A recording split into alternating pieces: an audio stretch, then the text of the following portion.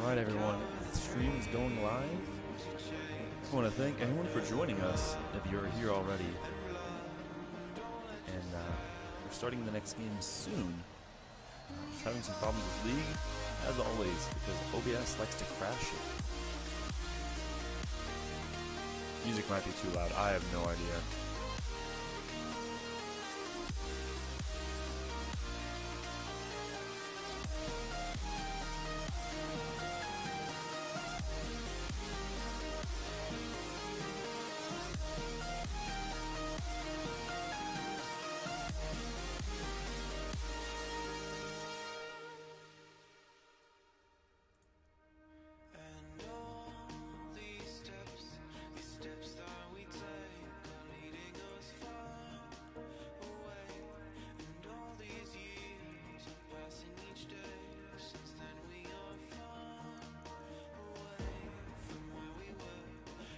Alright, so yeah, you guys all can see what I'm typing, so not much need to really tell you. So, if anyone is here at the moment, thank you for joining.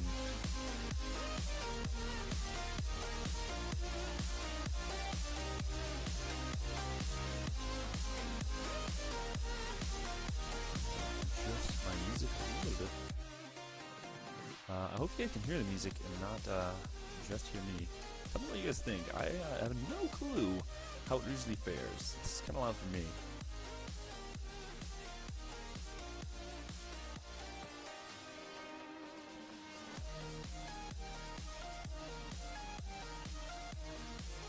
Joining the TeamSpeak very shortly to get our co-caster, RustyRake 2012, a previous Shoutcaster with me, to join.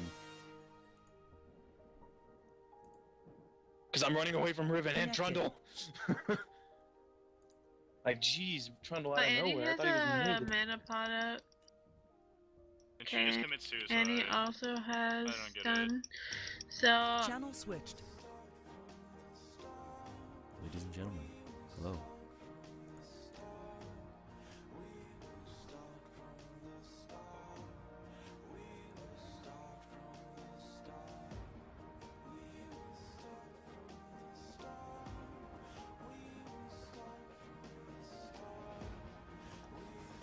My favorite role would be support.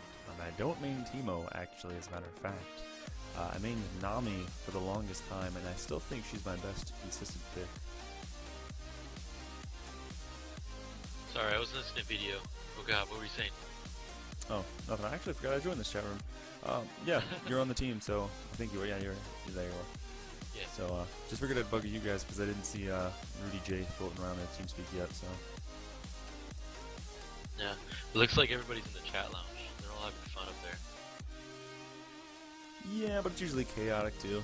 A lot of so much talking that I can't concentrate or don't know who's even talking at that. You gotta be like, you gotta be very common TeamSpeak person and know everybody's voice. Yeah. Everyone knows me because I go gym all the time. Yeah. That's about it.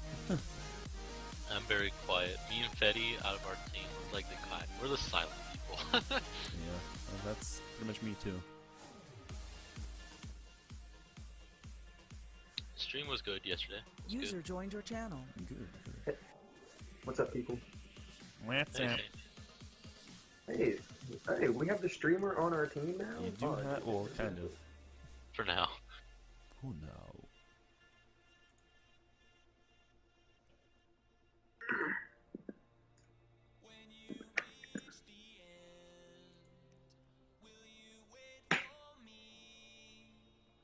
Payne is the most troll person I know. Payne is? Yes. Yeah, he is. He really is. Are we gonna see the Garen? No.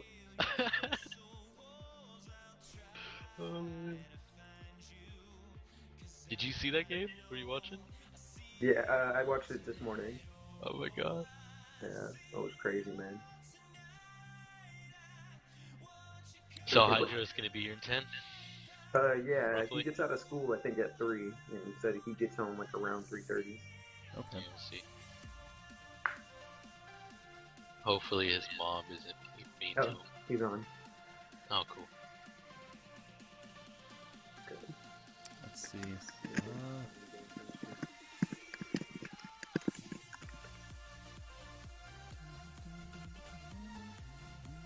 Is it just you tonight, Counter? We're gonna have RustyRake 2012 leather. Oh, did he just flop out on me? Where's he at? Let me. Maybe his client crashed like mine does. Nope, there he is. I was gonna have him co-cast with me. He did it before, so. FeTe, Charmander moved down. Or no, Charmander's. Yeah, both you guys moved down. Just kidding.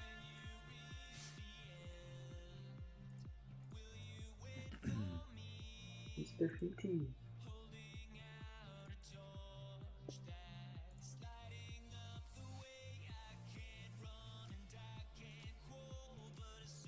Yep, his client crashed. You'll drown your toilet. Why don't you guys move to the spectator and reinvite RustyRake? He's still joining us for the stream. Okay, go ahead.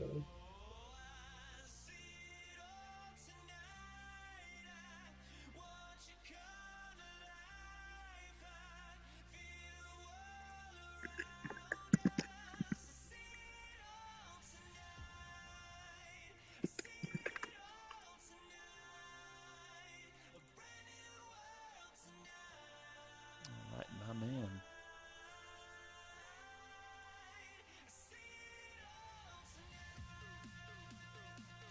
Hey, move down one more time.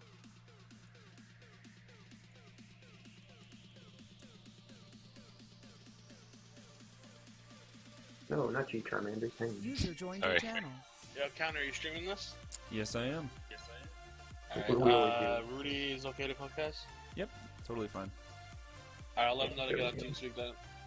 Okay. User left your channel. Okay, and then FeTe. FeTe would be last pick. I'm just gonna move him around so many lobbies.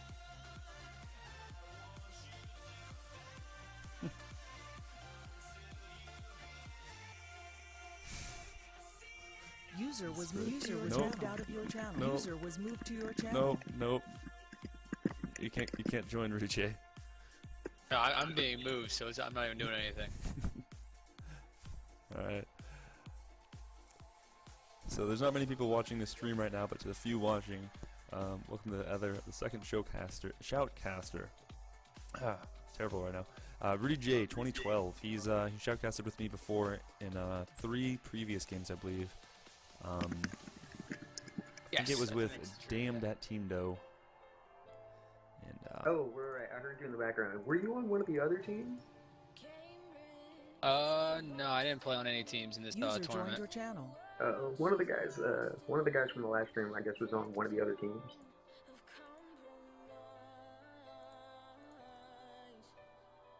Hey. Hey guys. we have the young Peter. No, it's the old Peter. User joined your channel. Oh well, you're dead. Oh boy! We're We're famous. R. Everyone type R if you're ready. Everyone type R if you're ready. We're the famous group. Okay, after first match, I'm gonna go grab my pizza, which is in the oven right now, and then we'll continue playing. Okay. Isn't pizza only good for 20 minutes in the oven? User joined your channel. It's gonna be hella burnt. Alright, everyone. I'm gonna move channels now. You guys do what you have to do. Alright, good luck. Thank you for streaming. Later, Hope boys. you guys enjoy. I'll try to do my best. Rudy, I'll just move you. You was Alright, sounds Gucci good. last time. Channel switched.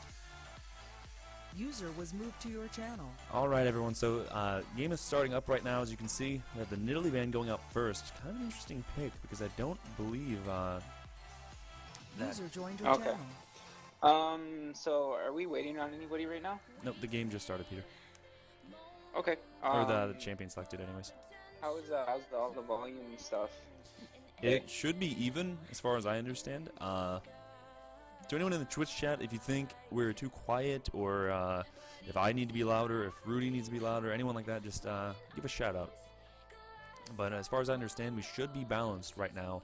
but just somewhat quiet, and there's nothing really we can do about it. But I feel like that might be just, you know, because of people having their like system settings low. Yeah, that happens mostly.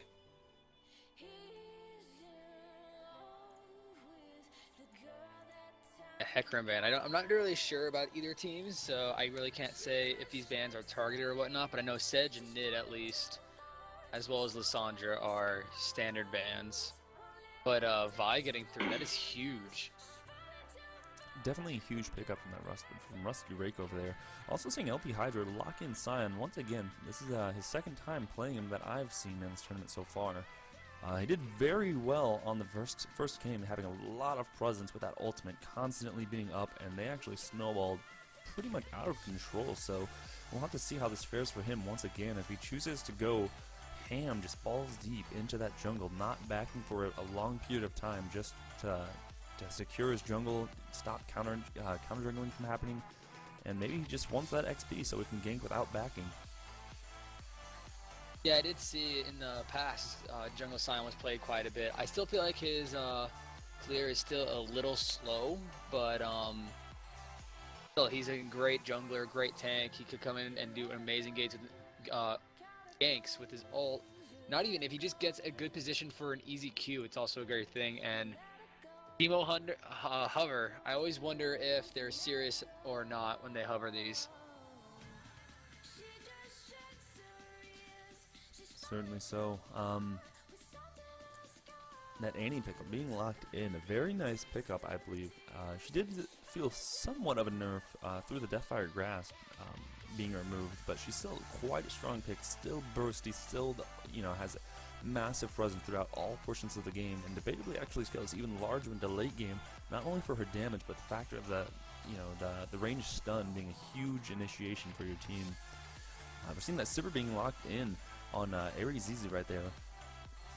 Interesting pick. Once again, seeing that as a constant counter pick against that Graves. Not sure how well it does. Overall, the lanes have proven to be quite a stalemate, apart from the last game we saw last night, where the supports did once again decide the lane with that Leona beating out the Janna pick. Very harsh. Blitzcrank being hovered on over there by Mr. FeTe, and finally being locked in. We also see that Zed being picked up by Little Raw Saint. Yeah, one thing to notice right now, minus the Aatrox hover right now, with Vi, Severe, and Annie, it's great synergy of engaged comps. And actually, Aatrox is going to be picked up. I really don't know how well he's going to fit in. I don't see a lot of Aatroxes really ever, so it's going to be pretty interesting to watch. But with Annie and Vi, can take huge advantage of that Severe ult, because Annie wants to get as close as she can to maybe flash ult to get a big stun, and we'll see who their mid laner is going to be to see if that's also going to be an amazing synergy with that Severe. Very true. That ultimate attack speed on that is yeah, I mean, I hardly see him so much that I almost just forgot his name. That attack speed is actually going to benefit that Aatrox a lot as well from that ultimate. I don't know if you touched on that, but that little factor. Interesting lock-in right now that you will definitely love. Finally seeing a Kennen that's not just a hovered switch for the first time in this tournament. I was talking to C2G after the game because I casted with him, and he said he really wanted to play Kennen. The only thing the team comps always had Lissandra being a better pickup. Now with Lissandra being banned, Kennen is finally going to be picked, and like we said, that is going to be a huge synergy with that Severe, because when he's in that electric ball form, he gets increased movement speed, so then even when Severe ults him, that's even more, and then he's just going to dive in the middle and ult basically the entire team and have free range. So this is going to be an amazing mid lane matchup to see. And C2G actually just messaged me with nothing but a smiley face. And did the same over here. Seen the Jax pick being hovered up on by Beautiful Pain there. That would be an interesting one. We haven't seen Jax in quite a while, though he definitely still proves to be a strong pick in my opinion. How that will fare against the Aatrox, though, that's very unusual, so I don't have much to say about this lane. I'm not sure how it could go. As far as I understand, it could go in both of their favors, but at the moment, it's looking like this Jax is going to just continue rolling with this Ignite over that Aatrox, and that may be a smart decision considering all of his built-in sustain off of that W. Yeah, that is true, but he's going to have to make sure that he holds onto that Ignite until after his revive is basically done, because one thing with Aatrox, yeah, he does get his health back after so often, but he doesn't get a lot back. And I'm actually not sure if he dies with Ignite on, I don't think it decreases the health he gets during his like revive stage. Oh, he was going to have to basically hold on to that until after his like second life, if you want to say that, so that it's easier to kill him. And Aatroxes, when they come back out of that stasis mode of when they're reviving after they die, they don't usually get a lot of health back, even if they have like a full blood bar. This is true. That'll be a very interesting top lane to observe, honestly, because overall it seems like they're very much just opposites of each other in this case. They both have the Womp, or at least, you know, Jax has the Womp, Aatrox has, I don't know what noise it makes, but, you know, the thing that gives him health. But between the two of them, you know, Jax is going to be getting a lot of armor and magic resist out of his ult. If he does choose to proc it, he'll have his counter strike to dodge a lot of attacks. Although I do believe even through the net, Aatrox should get the procs off for his passive to get the heal and or increase damage. But not confirmed on that. We'll have to see. And Jax actually switching out from the Ignite, going for the teleport. Overall, a smart decision, in my opinion. Yeah, and he did switch out to that teleport, which is probably the best decision, especially against an Aatrox who can stay in lane for a while. You do want to be able to get in lane basically at the same amount of time as him, so that teleport is definitely needed for if they both back. You don't want to give the Aatrox that advantage, because both of these champions have a huge like level 6 proc. Like Jax really gets extremely strong with once he gets level 6, because he gets with the passive from it, and also all the tank stats he gets from it from when it's activated, and then Aatrox just gets so many offensive stats from once he gets his ult. So both of them are going to try to get to 6 as quick as possible. Yeah, I agree, definitely on that one. All of the lanes are actually somewhat interesting, and I think they, for blue team, I feel like they're going to have more of an advantage in this case, but we're going to have to see how it all plays out, because with that Kennen versus the Zed, early game, Zed is definitely going to have a little bit more harassment and safely being able to harass through the minions, as opposed to Kennen being only able to shoot a shuriken and hit a minion potentially. But I do feel like Kennen will actually snowball into into the favor, and he might actually try to roam if he's smart about it with the level 6 to pick up kills bot lane, because that ultimate range is humongous. Yeah, definitely. Pre-6, a lot of Kennen's damage does come from hitting that shuriken, and someone mobile like Zed, it is going to be hard to hit. So he's going to have to try to like time out his shadow, and I believe that the cooldown on shuriken is long enough that he can, like, if Lil Raw Saint does dodge him with the shadow, he will at least get one extra shot while the shadow is on cooldown. But like, it's going to be, C2G has to hit those shurikens, because that's where his primary damage source is before team fights. This is definitely true, and if he ever tries to duel with that Zed, if he misses one of his abilities, that shuriken being the biggest advocate in most cases, it might just be his death or the loss of the trade, unless he tries to run or has to waste his flash. For this bot lane, go ahead. I was about to say that another good source of Kennen's damage is for when he's in an electric ball, but Zed is going to be able to trade with him if he tries to like run over him and deal damage that way.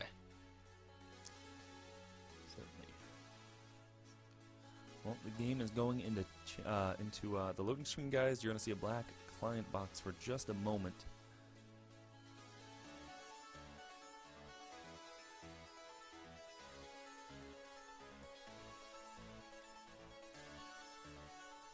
Talking about this bot lane will be interesting, honestly, because that Annie poses a lot of presence for that Blitzcrank grab. For the early levels, I feel like Annie will not have not as much presence with that stun and the damage. However, at any given point in time, I believe if she plays her cards right, she should be focusing off this Graves, or at least just getting as much harass off on the Blitzcrank while she can, while his grab is down, and punishing him for missing them or not using it at all.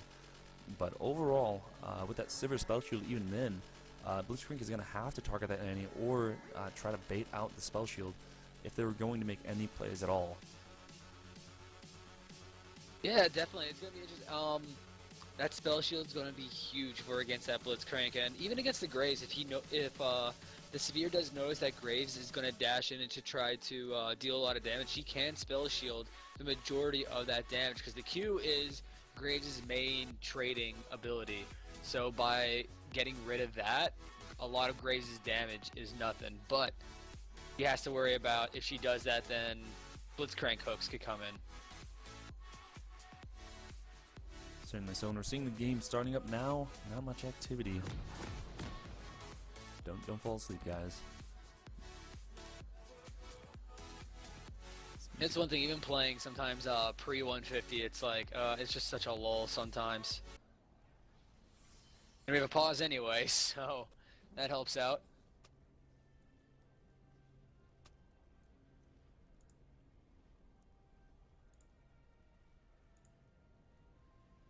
In loading, it looks. See if we can figure out who it is. It's probably gonna, it's either the Severe or Kennen. We'll find that out once we hear more about it.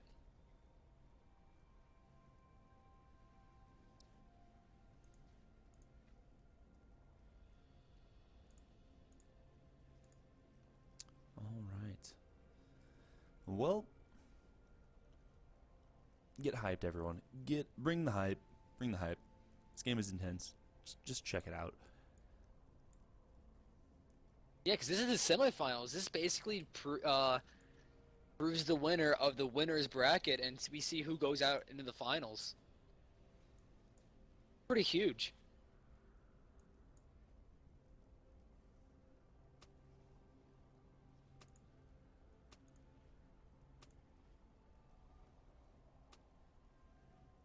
Oh, apparently it's Thick2G on Kennen there that DC'd.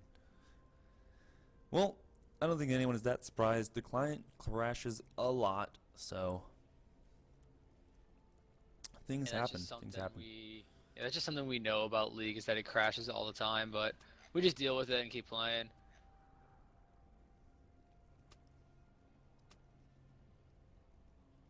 Reporting from the Twitch chat from Thick2G himself. Apparently they were trying to use Curse to communicate to each other, but it's causing him to crash. So yeah. they are DLing real quick, downloading TeamSpeak really quickly. Okay. So we'll probably be here for give or take. Let's say could be 5 minutes even. Who knows? Yeah, it shouldn't be too long. TeamSpeak is a very quick download, so. I don't think we'll be here for more than 5 minutes at the very, very most.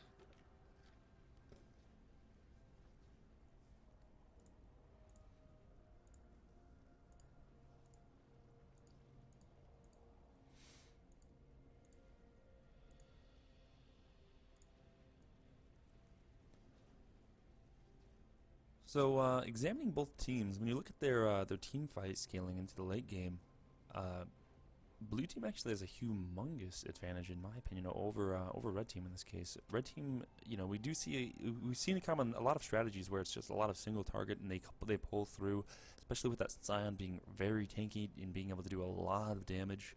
But Blue team is just completely coordinated around team fights with that Vi ultimate, the Sivir boost, Annie's initiation with her stun. The Aatrox not quite as much, but that still has a lot of potential and could even be an initiation with the knockup if done properly. But definitely going to be a good character to get some picks off.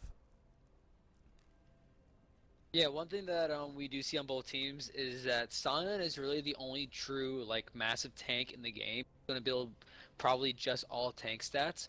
And since he's in the jungle, it's going to take him quite a bit to get tanky because junglers don't get a lot of gold compared to top laners. So the one thing the blue side's going to have to do is make sure to use their team fight comp and win in the mid game before this Scion can get in the late game. And Scion gets incredibly tanky and then almost impossible to kill once that happens. So they have to make sure that they're able to fight these early mid game team fights and decisively win them.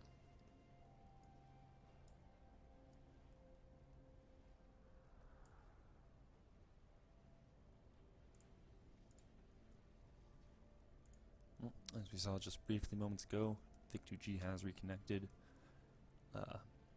We should be seeing the game going back up eventually, very soon. Let's hope. But to the viewers, we're sorry. It's out of our control. You know, things happen. So Just bear with us. We're here with you too.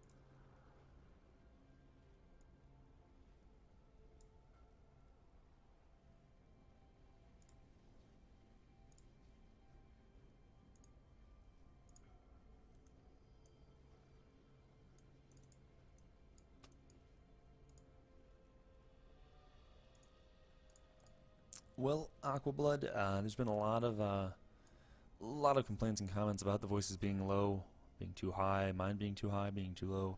Is that sideways? Yes, no, east, west, north, north, south. I've upped it a little bit, but pretty much anything beyond this threshold has been complained to be too loud compared to my other shoutcaster here, RustyRake. So, not trying to touch it very much. There's nothing I can do to increase his volume, so it's just the situation we're in. There's nothing we could do unless we hired some sound engineers and get a lot of equipment. But even then, I'm pretty sure we're pretty far away, at least states away right now. So this isn't LCS, Yeah, that's one thing about not casting side by side. It gets really hard to make sure our sounds are exactly the same, because when you're right next to each other going to the same computer, it's really easy to make sure that they're both the same. But when it goes over through TeamSpeak, goes over through Skype or whatever we use, it just gets a little interesting in order to make them perfect. And then even sometimes stuff happens where they change halfway through, just how some online things work. But we try to do it as best as we can. Try to, if you need to, turn it up. If the only thing we really can change at this point is if the in-game audio is too loud or too soft, let us know and we'll try to fix that. But there's really nothing we could do with our audio right now.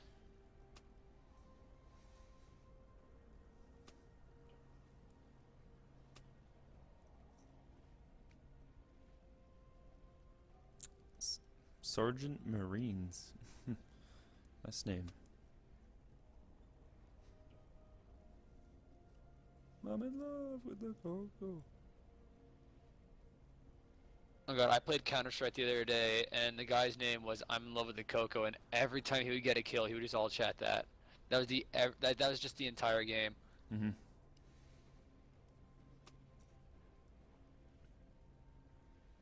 Am I Charmander? His girlfriend plays Smite instead of League. Cree Everton.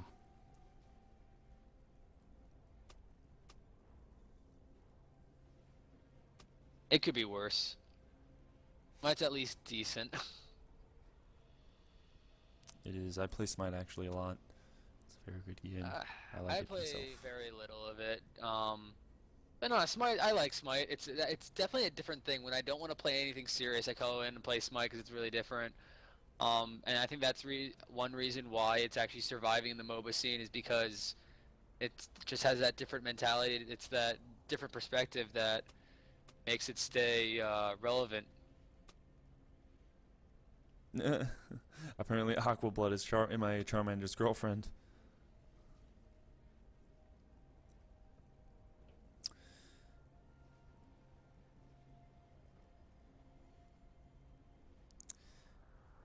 Cinnamon 916. You might want to tell my Charmander that. He's they're the deciders of this topic right now. Since they're the show, we have to spectate this chat right now. We need to spectate it. We need to shoutcast everything they're saying. All right, Rudy. All right, sounds good. But it seems like the pause is going to be done soon. I did see some ready calls going out, but nothing from the blue side yet. Oh wow, I thought C2G was back. I guess he just reconnected again. So It'll be around soon. Yeah, sorry about that vision now. It just happens. Not everybody has good internet because everybody's all separated. We're not on one LAN connection, but it looks like that we are on pausing. We're going to get back into it.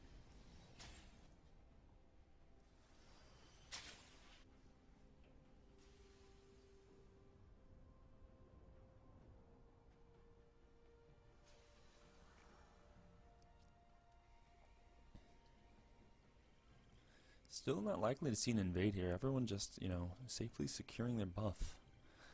You know, you gotta hug the Grump, and then you gotta kill it. Yeah, it's one thing. It's going to be weird seeing Sion in the jungle, and he's not going to purposely die to Raptors. So we're going to actually see him jungle. He is not going to level 1 die. Or anything of those level 1 strats that you see in the LCS.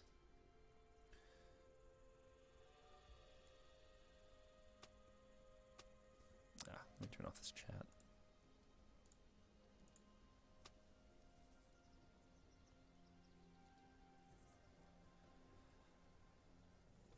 But yeah, nothing really going on. Not a lot of, or any deep wards placed. There's a few defensive wards, but that is it.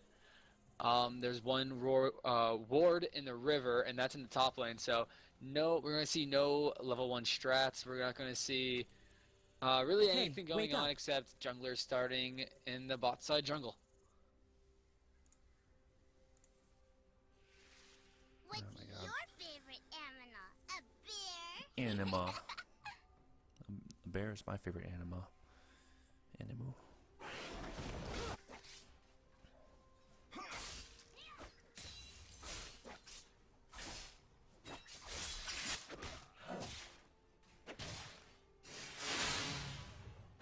Yeah, it's crazy. I'm looking at the items right now and not one single defensive item. Well, I guess you could consider Ancient Coin a defensive item, but everyone's going full attack right now.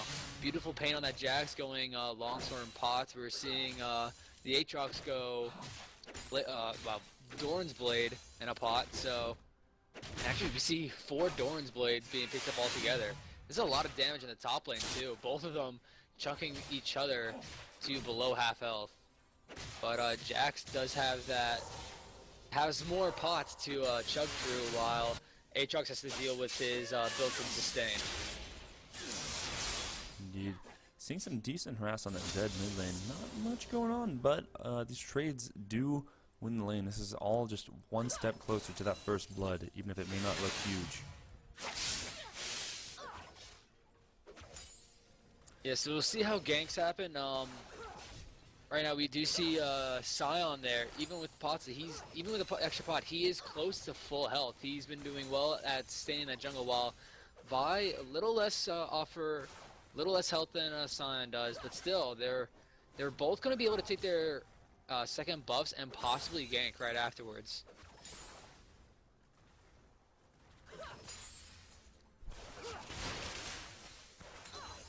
Well, with this mid lane, we're definitely going to see who's the real ninja. Who's the better ninja of both teams right now.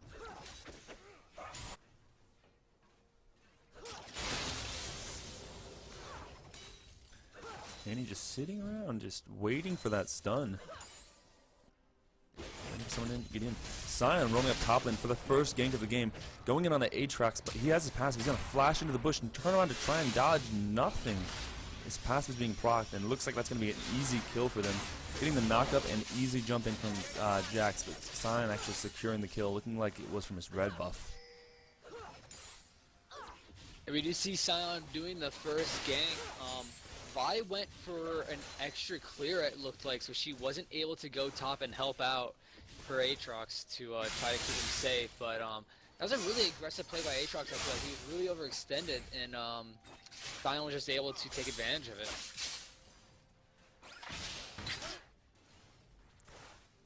And we have one pull missed by the Blitzcrank. Chalk one up.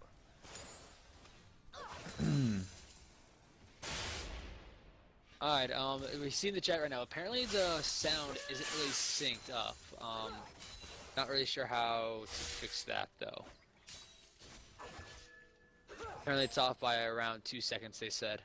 I'm not sure why or how that could possibly happen. I don't see any problems myself. Not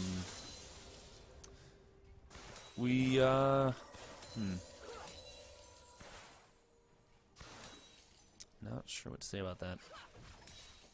I feel like it may be something from Twitch's end since they were having problems just recently, but not sure. Is that true? It could be Twitch because Twitch was down earlier. If you want to try it, maybe try just restarting the broadcast. Like just quickly like stop the stream, start the stream. Maybe that will fix it. Because sometimes you just need to do a quick reset, and Twitch usually fixes itself. We can. So bear with us, guys. Sorry about the audio problem. Let's hope this fixes it, but I don't think it's anything on our end. But hey, it might do something, you know. So I'm going to pause the game on my end at. See if anything big happens. All Actually, there's almost top lane. There's almost a kill.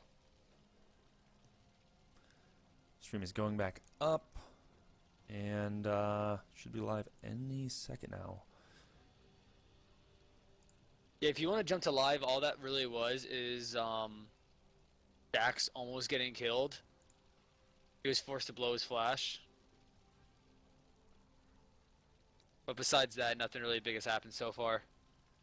I'm not seeing it go up on my end, though. I've hit. It should be going up. Oh, no. Well, I'm seeing the load video, but it's not loading for me actually. We might be seeing more Twitch problems. I'm not sure if you guys are having the same problems right now.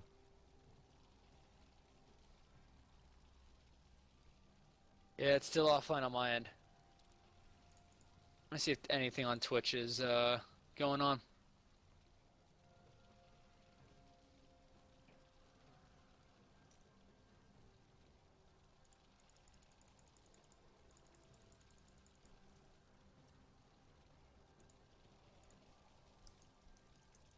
Oh, well, I see the live symbol now. It might be fixing itself finally. Here we go. Finally. Okay, so we're going to try to do a little bit of a fast forward here to catch up to the live mark. Yeah, an ultimate mid, actually.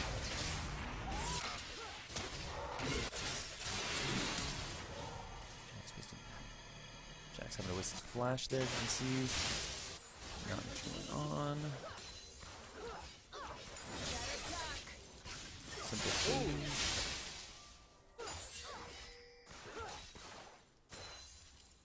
And let's just jump live. Yeah, there was a good hook by the Blitzcranker just now that allowed a kill to happen on Annie. And everybody's getting really low. Kennen was actually almost able to trade while he was getting attacked there in the mid lane by Jax and Zed. Hey guys, we apologize for the delays, and apparently Twitch has been wonky today, so it happens. Tell us if the audio is fixed. I may or may not have done anything, but you know, we tried.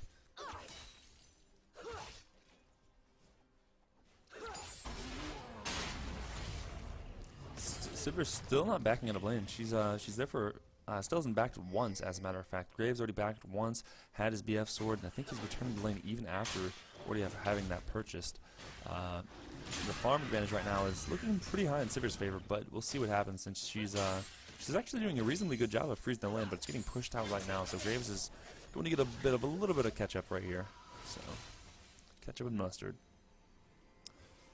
But yeah, you do see the blue side, even though they're behind in kills, they're winning significantly in farm. We see the top lane up by about 27 farm. We see the mid lane up by 13. We see the bot lane by 20. So really, because of the 3 kills, they're still a few hundred, close to 1,000 behind.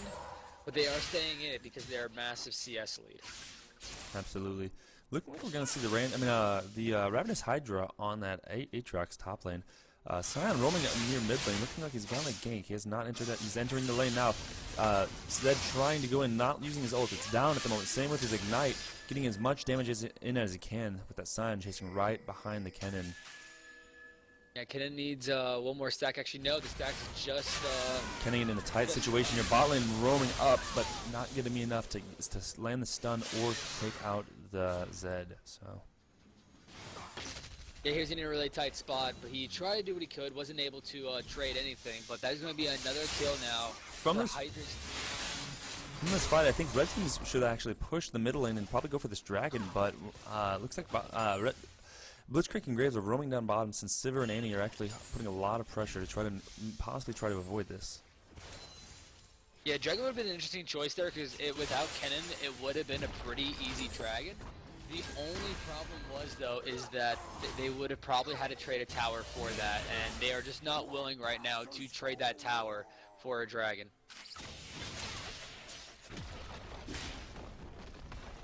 They actually might get a tower of their own up at top. Jax is doing just what a Jax does, and split pushes the entire game.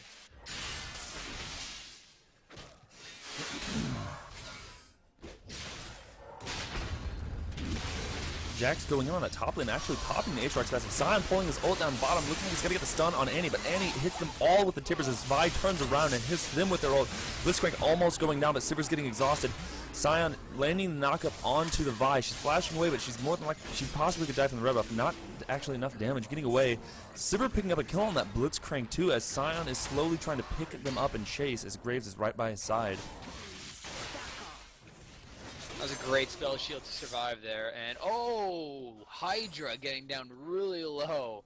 Minion almost helping out there, but I'm actually going to check back real quick and see what happened in the top lane, because while this was going on, Aatrox was able to trade with Jax, and it was basically just an all-in fight. They both went in for it, and Aatrox was down to like less than 100 health, so that fight could have went either way.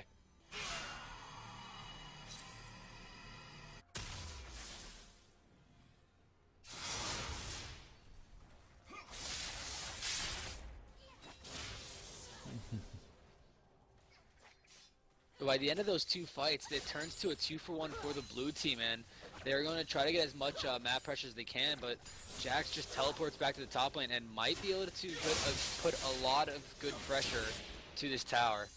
But Aatrox is able to get there just in time. I definitely think at the current rate that Jax will be able to take it. You're making great use of that Sheen. Red Team being at the Dragon, they've got so much vision on it. 2 pink wards and surrounding wards near the Dragon Pit and the Vi's Raptor version. Zed going in on mid lane. Kennen ult actually stuns him out before the proc can get off. He almost kills him, but Zed shadows away.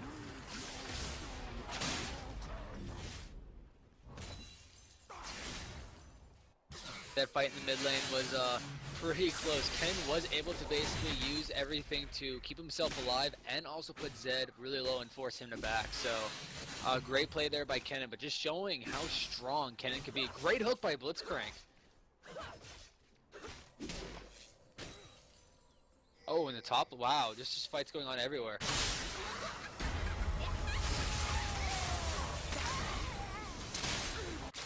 That was a good spell shield by Severe and Flash in order to get out of there. And very good job top lane from this Jax, actually turning on the Vi as she was coming to kill him.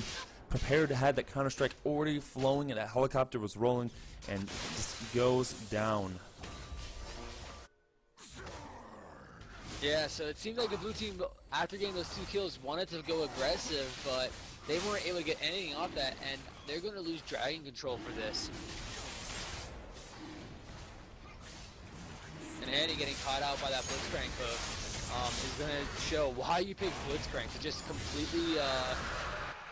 completely take someone away from their team. And we do see Jax being forced to run away. Aatrox uses ult and flash in order to pick him up, but that's going to be a lot of pressure now for this Aatrox to be able to take that tower, because Jax does not have teleport right now.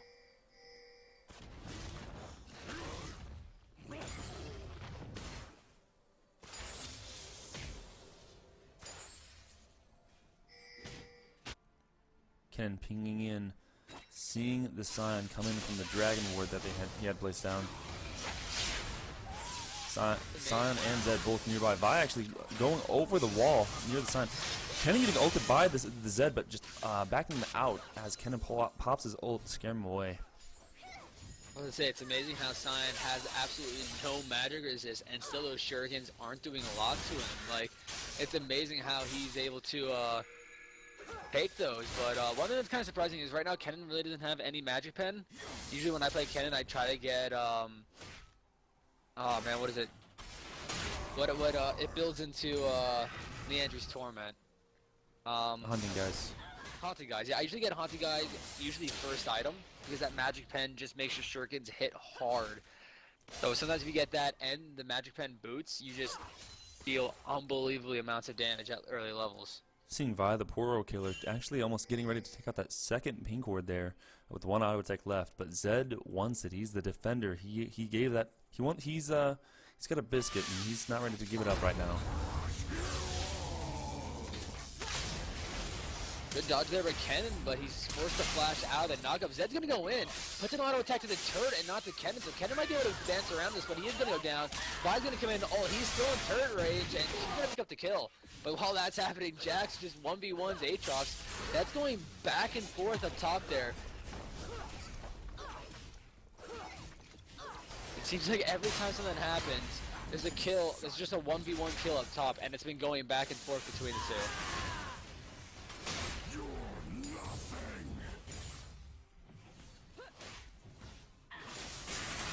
Sion pushing on this mid lane. Looks like he's going to dive onto the Vi. She actually charges away, but Sion flashes auto attacks and takes the kill. That's what I didn't expect. Sion 1v1ing this Vi early on, even under tower. 4-0-2 right now. This Sion is huge.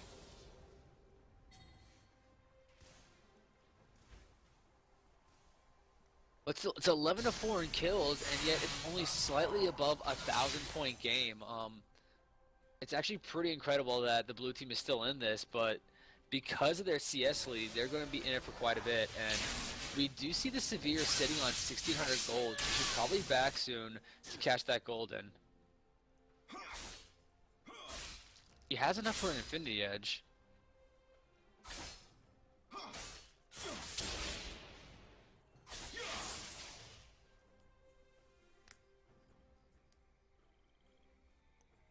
Zed saying he doesn't like turtles, actually taking out that Scuttle Crab. Dragon Knight going to be up for quite a bit of time right now, so not really going to do him much justice right now, but it may be up right in time. Actually not familiar with the timer on the Scuttle Crab. I know it lasts for a minute. Not sure how long it takes to respawn. Maybe 2 minutes. Maybe it's a minute and a half. It's one of the two.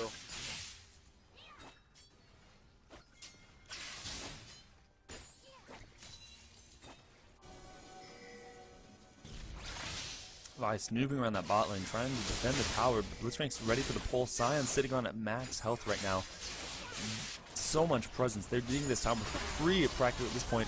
Sivir trying to get some good damage, actually getting a nice boomerang blade on that Graves, but scaring them away surely but slowly here, with Annie and that stun being a very frightening engage. Jax swimming to mid lane, actually going in on Kennen.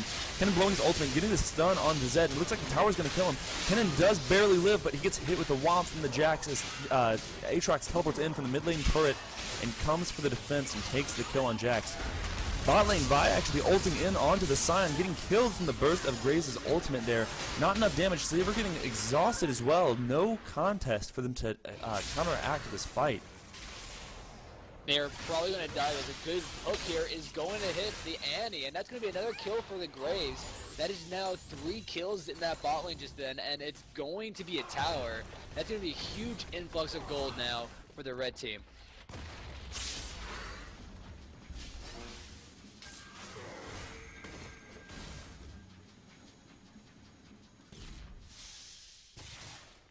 Aatrox split pushing them mid, getting about a quarter of its health down, but backing out now because he feels the presence of the enemy team coming, and he also saw that ward he had placed at the Dragon Pit from one of his enemy, one of his allies there.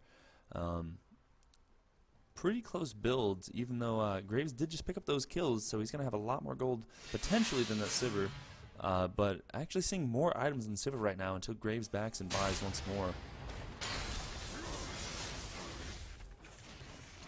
And one thing you have to see though, Sion and Graves right now both haven't died. They're both sitting on a lot of gold. They're beating out their well, Graves is actually only barely beating out Severe in gold, while The Scion, though, beating out the Vi by 1,500. That's a lot of gold that Scion has. Basically, Scion and Blitz right now are the reason why they're so far ahead. They are beating out their lane partners quite significantly right now. Charging up the Assault and Battery, but not going to go over the wall and take the risk to try and steal it. Yeah, that would be a really tough steal to do, especially against a Blitz who could just make you, like, just make it hard for you to smite by pulling you, knocking you up. But it would have been a very interesting dive if she would have went after it. Scion getting ulted out by, stunned out by the Annie there, and almost hit with the second stun, I believe, by that Kennen. It may have happened at the same time, so it didn't really make much of use. But both of them backing out, knowing he's way too dangerous and tanky right now. Jack's sitting right around the corner. That's a vision on him. He jumps over it, almost kills this Annie. So much damage coming out. Scion ulting in, trying to chase down that Annie. Actually gets the AoE from proccing it early. Very nice ultimate. That was a lot of damage onto that Annie from both the Jags and that Scion there. That's just showing how far ahead they are. That Annie is actually only level 9, while Scion the jungler is level 12. It's incredible to see how high of a level that Scion is.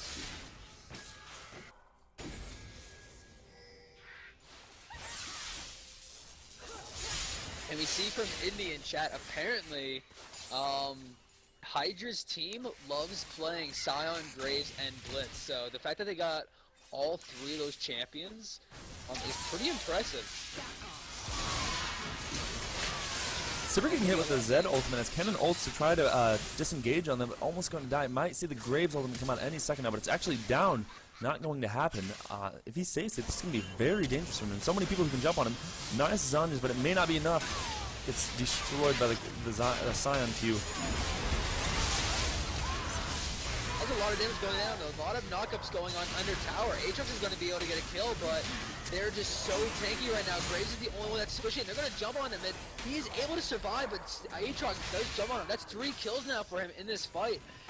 Is he able to chase down the last 2 members? Vi is going to put a knockup onto the Scion, but Blitzcrank is going to pull Aatrox away. Aatrox wasn't able to finish off Blitz, but he's going to go after Scion, and is going to get the shutdown on him. That's 500 extra gold. That's 4 kills now for this Aatrox in the middle of that fight. And I definitely saw at least 2 shutdown gold on that one from the Scion and the Graves. That's an immense amount of gold, possibly like up to 2K we're looking at here. He's back in right now at 2.6K, so he's going to get a good amount of items after that fight.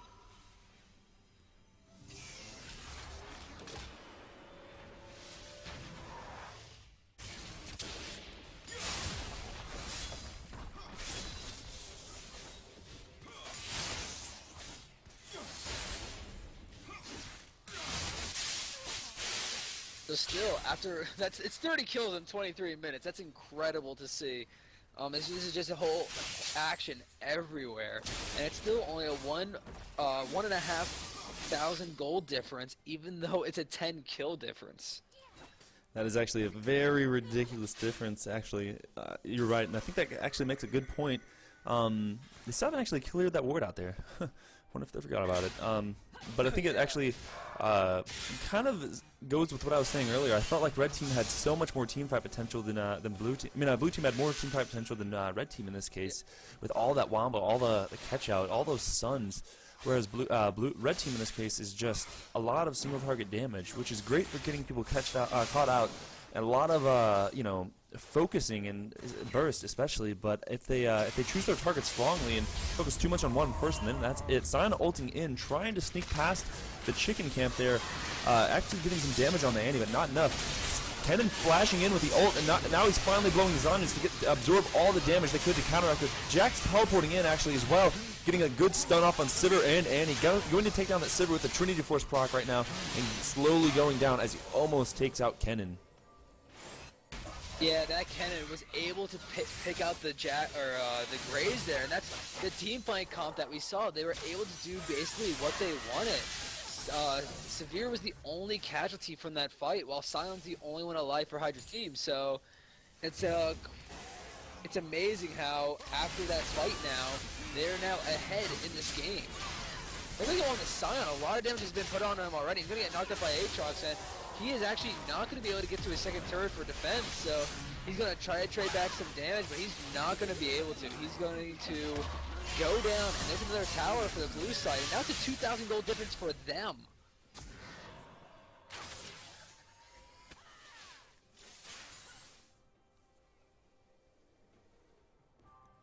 We were just saying about how the gold, how fight after fight the red team was winning them, and now blue team basically just won one fight, and now they have a huge lead in this game. Dragon coming up in 45 seconds. I wonder which team is actually going to try to commit for it this time. Red team looking like they're rotating over into that direction, actually sending out the ping for it. They know it's up. They're paying attention to this. Blue team, most of the team recalling. Vi actually sitting around her blue area, picking up that scuttle crab. Not looking like they're going to have much presence for this fight without her there, even though I believe the team probably has awareness that it's going to happen any moment now. Yeah, we're going to see how the red team does this. It was an interesting fight. I'm not sure why Sion went so deep. They really didn't need it. With Dragon not even up yet, but oh, Annie's going to get hit again, and that's going to be the catch potential that the Blitzcrank has, and now there is no Annie for this Dragon fight, and they might finally clear that ward. The ward is finally dead. R.I.P. Aatrox actually getting pulled very quickly from that Blitzcrank, immediately jumping out of the bush, taking so much damage on that Blitzcrank. However, Ken going in with the ult, eating AraeZz and the Jax over there inside. Kennen actually getting the kill on Graves with that Q and the auto attack for the stun. Jax ult jumping in with that counter strike, almost getting everyone there, but not quite enough burst, not enough damage. He's very single target based. Sion may have a turnaround potential here with that Kennen, but he's got so much damage. He's and a very nice Zanya's at extremely low amounts of health there, getting away from the passive there, barely living. Yeah, that's incredible. They were able to pick up the Annie and turn that fight. Basically, it was mostly a 5 or 3. I don't think Vi was in that fight. And the blue team somehow just completely turned it around in their favor. Not really sure how. I'd have to watch that over to see how they won that fight so decisively.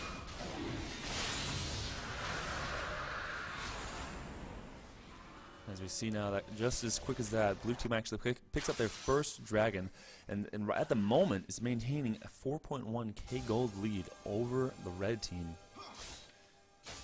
Yeah, this is a complete turnaround. Red team seemed to be winning this entire time. Just looking at the score, not looking at the gold, it seemed like they were just miles ahead of the blue team, but somehow they stayed close in this game, and we're seeing a Sion ult coming down the mid lane. He's gonna have to stop it, or oh, I don't think he just skimmed that wall, but they're trying to get a pick on this Aatrox, but they telegraphed it extremely early, especially with Sion screaming, and everybody knew he was coming, and Severe, a little too forward, is gonna take a good amount of damage from the Graves. All 5 members of both teams sitting around here. We'll see if anyone gets grabbed from the Blitzcrank hook. Hopefully not that Kennen or that Vi, because they're gonna turn around and hit him with the Pain Train.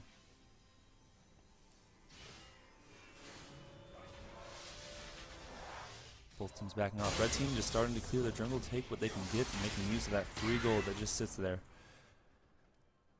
Kennen actually pinging in where he's going, near that bush. Maybe looking for a pick to catch some people out. Yeah, they're around the Baron right now. I don't think they're going to try to sneak it. This would be a really interesting attempt if they do sneak it. I think they know that they are ahead, but they are not that far ahead. They can just go and take a Baron whenever they want.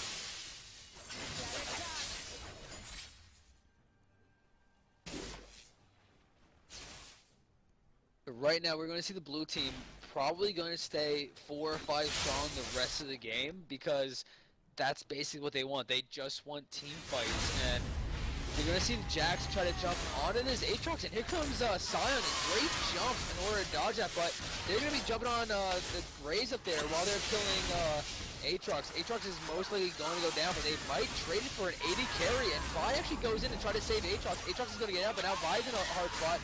Good ult is going to put her back with the rest of her team, so they're going to get a kill out, and Aatrox didn't even go down.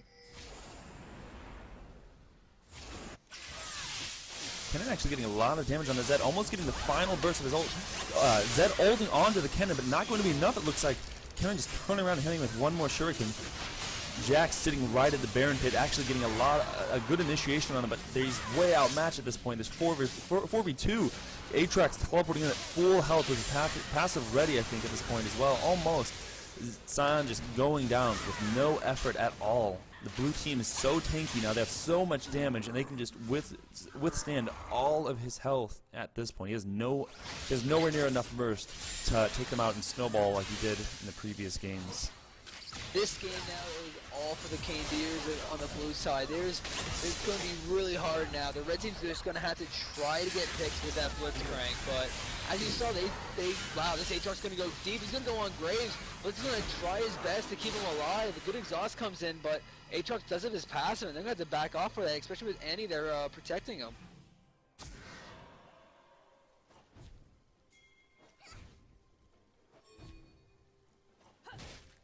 Finally getting another ward, another pink ward there. Let's see if they spot out the second one in that bush there. Or maybe they'll just forget about it. You know, no, they're far enough ahead now. But they're just not even bothered.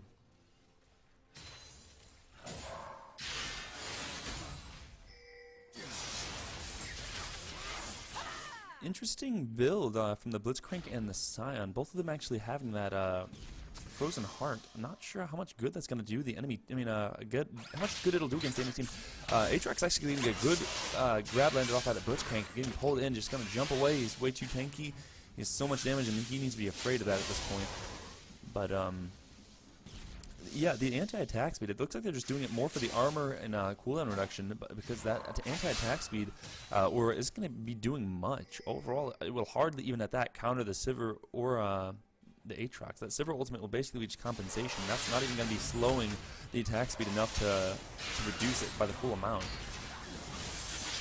Yeah, the Frozen Heart is definitely a good idea, but two of them, like you said, might be a little redundant. That unique passive can only be used once, basically. So, because you see Aatrox, Vi, and Severe, huge attack speed. They're all going to use it. They're going to want it.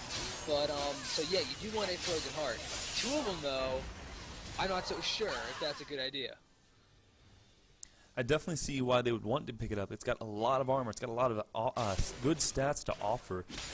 But having two of them on the same team like this basically just makes it where their effective gold right now, even as a team, is lower than what the scoreboard is showing. Blitzcrank roaming in towards that blue buff. Vi actually charging back in to take it. Jax jumping over the wall with that counter strike. Vi getting opened in up by the Scion ultimate solo. Kennen running in with a great ultimate, getting tons of damage, actually taking out the Blitzcrank, but looking like he's going to get traded here with that great stun from Jax, but not enough.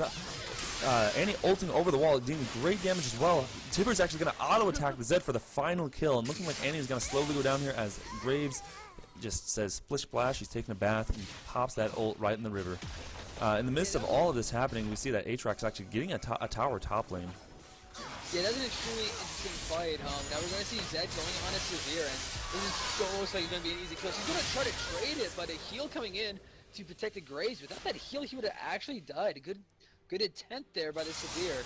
And because of that, this Dragon is going to be a little tougher to take, but they should still be able to take it. Surprisingly, no lifesteal on Graves right now.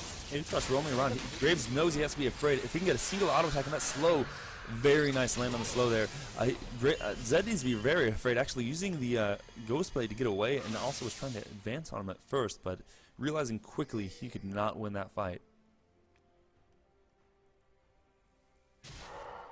Oh, there we go. Seeing the pink ward go down. Yeah, in the exact same spot this time too. Yeah, it's gonna be really tough now. It's 6,000 gold, 27 to 27. I'm not sure what the black team could do. They got, I think, lucky there. The blue team really overcommitted for that blue buff, and then they just came in one by one trying to save everybody. So I feel like they kind of got lucky there, and now the blue team's not going to make sure to not do that again. So I'm not sure what they're going to need in order to get a kill. Blue team actually definitely preparing for this Baron. Have a pink ward placed, just got the Scuttle Crab. We saw an assist ping earlier there from Kenan. They may be looking to end the game soon and be taking that buff, so red team can have no advantage and chance to outscale them in this case, although I don't feel they're going to outscale them anyways. Jack's actually jumping over onto a ward over the wall, wasting his flash to get back to safety. How these guys could protect themselves, but Sion's gonna go in. Oh, a good hook there on a cannon, but he's gonna be in the middle where he wants to be. He gets exhausted, is forced to use his zone, and he's gonna go down and be. Oh, good flash, is actually gonna keep him alive. And Zed gets exhausted immediately, and fight going down. Red team though is going down quickly, but they were able to kill Severe. There was a lot of the damage. Graves in the backline gonna pick someone else too, but they're gonna try to go onto him. Kennan's coming back in. He has like no health, but a good dodge there is going to keep him alive for a little second more. And they're going to go onto this Blitz, but Blitz is going to get out. And a good 2 for 3. Well, for now, they might be able to catch up to Sion. A flash Q by Vi is actually going to miss. And now they're going to go on it. It's slow also. Barely missing, but Sion turns around to knock him up, and he's going to go down soon. This should hit. No, she's not able to make it over. So they are now trying to split to get it.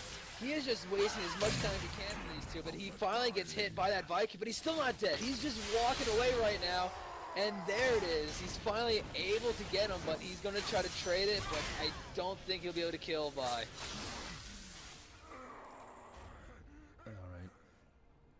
And Rudy, take over for just a moment. I got something in the back of my throat that is really irritating, so.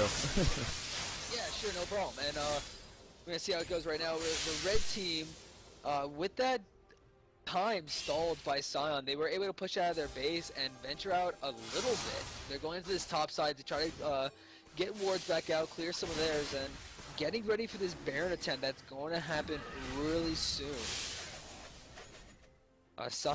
Severe there, really far ahead, not fearing anything, because she can just spell shield anything that's thrown her way. Just has to worry about multiple things coming, because then she could get caught out. Okay, everything. Interesting thing to note about the red team right now, they actually have 3 upgraded ward sweepers right now. So a lot of vision control in this case, but lacking vision as well, since they only have that actual regular sight zone, not even Ruby sight zone on the Blitzcrank. Jack's actually trying to get a counter-strike onto that Aatrox, not being able to fully get it off in time, feeling the threat of the Vi nearby. Getting opened in on once again by the Vi, but Blitzcrank is going to land a nice hook onto that Aatrox. Vi popping her ult as the Aatrox passive goes down. Graves is right on him. Can Aatrox survive through the lifesteal? Not enough. Actually taking out both of them in this case. A very good trade mid lane though, taking out that Sion. A lot of presence gone there, but will they have the damage to counteract? In this case, Sivir full health, but looking like she's going to get hit with the counter-strike as well, and that's an instant death. And he's sitting around the corner there, getting the Tibbers and the full combo onto Graves, but not going to be enough as well. The stun immediately gone from his Quicksilver Sash. It's amazing right now that the red team right now is who we said in the beginning would lose in 5v5 team fights is now behind and winning in these fights. They still lost an inhibitor out of that, but they came out 4 for 2 or 4 for 3 maybe. They came ahead no matter what, and we're going to just see Jax here try to get a tower out of it. And Kenan there playing with fire. He literally has a smidgen of health, and he's going to try it. Jax just going in, hitting the mid lane tower, just swamping it as much as he can. Overall, that team fight, I think, was really just a factor of blue team's positioning. They split, Vi and Aatrox roamed top lane. Kenny, Annan, and Sivir all had to run back towards the mid lane tower from the pressure of the Sion and the Zed, I believe. And it really caused them to just be very unorganized. I don't think they had any idea of how to really react to it. But I don't think this means a huge amount for red team, but it does open up more windows for them to win the game and come back.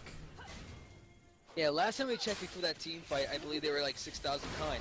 Now they're close to 7,000. They seem to be winning team fights and getting kills, but they just seem to not be getting any gold. It's like, it's a huge thing about the turrets. That's where a lot of this gold is coming from that they don't have. And they also have 3 dragons to 1, which is another surprising thing. With Dragon coming up in 20 seconds, we're probably going to see the blue team try to rush that down, but Vi's actually backing. Alright, apparently the stream is frozen on a 1 frame of Jax. It's still running on my end. I'm sure they can hear us just fine, so it's kind of odd that that would happen. I've never experienced these issues outside of today, so I still have to assume it's Twitch causing the problem. So, stream is going to stop very quickly, and I'll start it right back up, you guys. I'm going to pause it right now, though we'll catch up in just a moment. Alright, starting it back up. And let's hope it doesn't fight with us to go back up again. Yeah, so far, blue team picked up Dragon and a kill, and they're pushing down bot lane. Alright, it said loading video once again, though I'm still seeing it offline, so gonna be a second before that we see that live mark hit.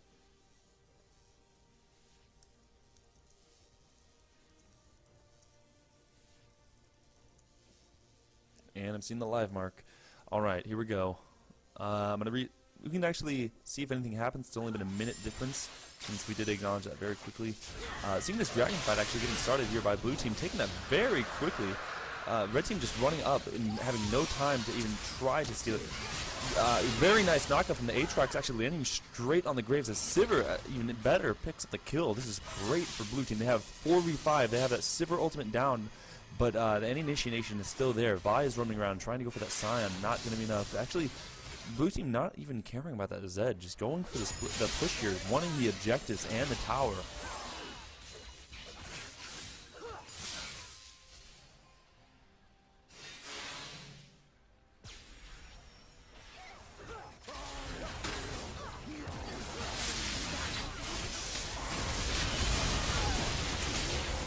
Very nice team fight from very nice coming out from McKinnon right there as well, getting a lot of damage on the Jax and the Scion.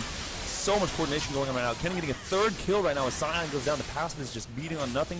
He's going to be a wet noodle for the rest of this fight, and nothing happens. Yeah, they finally got that team fight that they wanted. Severe ulting and putting everybody really far into the back line of the enemy team. Graves coming in with the home guard, trying to defend, but to no avail. Aatrox knocks him up, immediately taking that kill. And there we have the game, everyone. That was 41 minutes long, and blue team utterly took control. Very interesting matchup there. Aatrox actually ending on a very nice farm there. 300 flat. Sivir only 2 away. Everyone who's OCD now hates Sivir. From overall, that was very well done on blue team's part. Like I said, I felt like they had so much more team synergy, so much more combo, a lot of AOE, and as someone pointed out earlier on into the Twitch chat, something to note about red team's composition is they were actually somewhat. You could debate the Jax, but they were actually 4 heavy on AD there. So even while no one really built magic resist other than that Aatrox, making great use of that, in fact, with the Spirit Visage. You know, their team was very centralized in damage.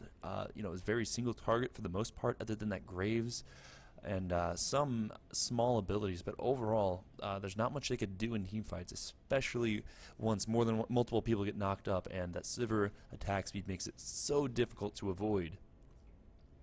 Yeah, definitely. The Canedyrs who were on the blue side, they had their team comp, they knew what they wanted, and they went and they basically were able to just, once they finally got that catch down and the team fight that they wanted, it was a pretty quick game. I really want to go back and I do want to watch everything again, because I still don't understand how the gold went the way it did. It seemed like early on Hydra, like on the red side, just kept getting kills and kills and kills and just weren't getting up in gold, while the blue team won like 1 or 2 team fights, and then all of a sudden they were like miles ahead.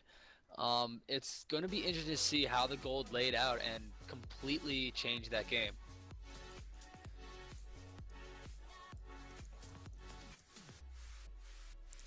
Absolutely, a very well done match. We'll be getting right into this next match. Sorry about the client crash. Just what happens if you haven't already seen it in the previous matches from the tournament. There we go. Yeah, Everyone here. It's been weird lately. I'm in and ready to go. I'm actually just going to be right back though, so it'll be just a few seconds. Alrighty. On team 1 there with LP Hydra, actually seeing almost seeing the Teenage Mutant Ninja Turtles. We have 3 turtles there. I wonder if you guys are hearing it. You know, come on, man. Don't be those guys. You know, you got to be the Ninja Turtles. I don't know what you guys are here with the Bears. I guess you're like, I don't even know. I wish I knew something for that, but I have nothing. Oh, you're gonna be that guy, Hydra. Thanks.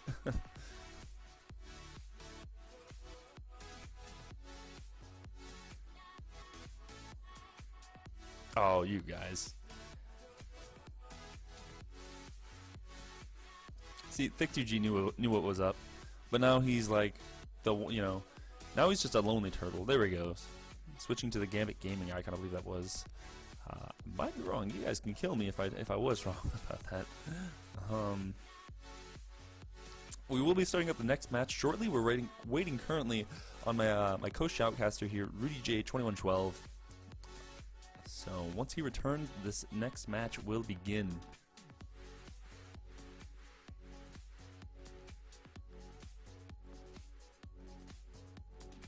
Well, starting without him, but that's no problem so long as I'm here to host it. Or one of us are, at least. Seeing the immediate ban on Lissandra once again. No one wants to deal with her, even through the nerf she, I believe, did recently receive.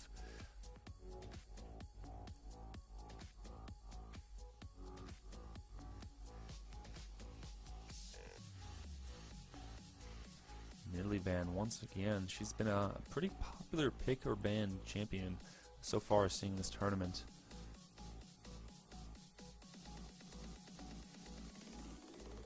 Yeah, Nidalee is going to be one of those that how Cassidy was a few months ago. She's going to be banned in almost every game and almost every level. She's just way too strong right now. Seeing some quick bans going out here with Irelia and Sejuani. Sejuani has already been played on the Hydra over there and actually was proven to be a very strong pick and a very easy jungler that can just synergize with a lot of teams. Irelia always known as just, that person, that top lane. How do you counter Irelia? You nerf her, that's pretty much the gist of it. Morgana actually being banned next, that's somewhat interesting. By going down, they know she was way too strong and don't want to let blue team take her since they are first pick. I think that's a very smart idea, as a matter of fact, too. So good job with those bans on purple team. One thing that's actually pretty funny, I don't know if you ever saw it, but I think Odd One on his stream once went back to see when the last time Irelia was nerfed, and it's been like 2 years since she was actually nerfed. It's been a long time. So it's actually kind of funny that this joke that's going on is, oh, better nerf Irelia, but she hasn't been nerfed in a long time. But we are seeing the Skarner first pick, which is interesting. We knew Hydra was their jungler last time, but it's not like Skarner was a very priority pick. I felt like maybe he could have traded with someone. That's all dependent on if anybody else owns Skarner. Definitely. Seeing that hovering Tristana pick, that'll be actually somewhat interesting. Not a terrible idea going against that Skarner with that in mind for the late game and early game once they hit level 6. So, he'll be definitely rushing in, trying to get that ult off, but Tristana will just be able to knock him back. He'll have a huge distance, not only from her auto attacks, but and the rocket jump as well.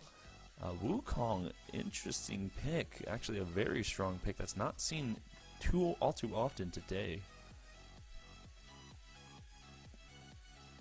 Oh yeah, definitely.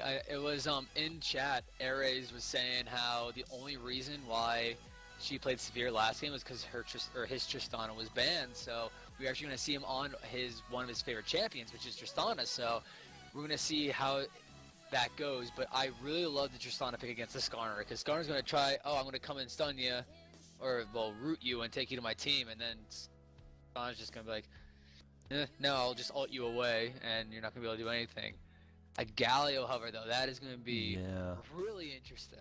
I'm somewhat discouraged of the idea, although I do love Galio. I don't think it's a very good idea with that Wukong in mind right now. If he does get his ult off, or even a stealth off, he'll easily be able to interrupt that, and I do see a lot of mishaps. Not even opting for it, which I believe is the better decision here. And he may have been just baiting us out the whole time, to be honest. I feel like they're those type of people right now. Yeah, I doubt Galio is going to be picked, because especially just seeing a Tristana and a Wukong, that's two people that can knock you out of your ult. But locking in with that Twisted Fate, a very strong potential pick here. I think that'll actually be a really good synergy with the Skarner, landing some ults, picking up people with his ult, and maybe having enough time for Skarner to come up and finish off the kill, or even ult people back.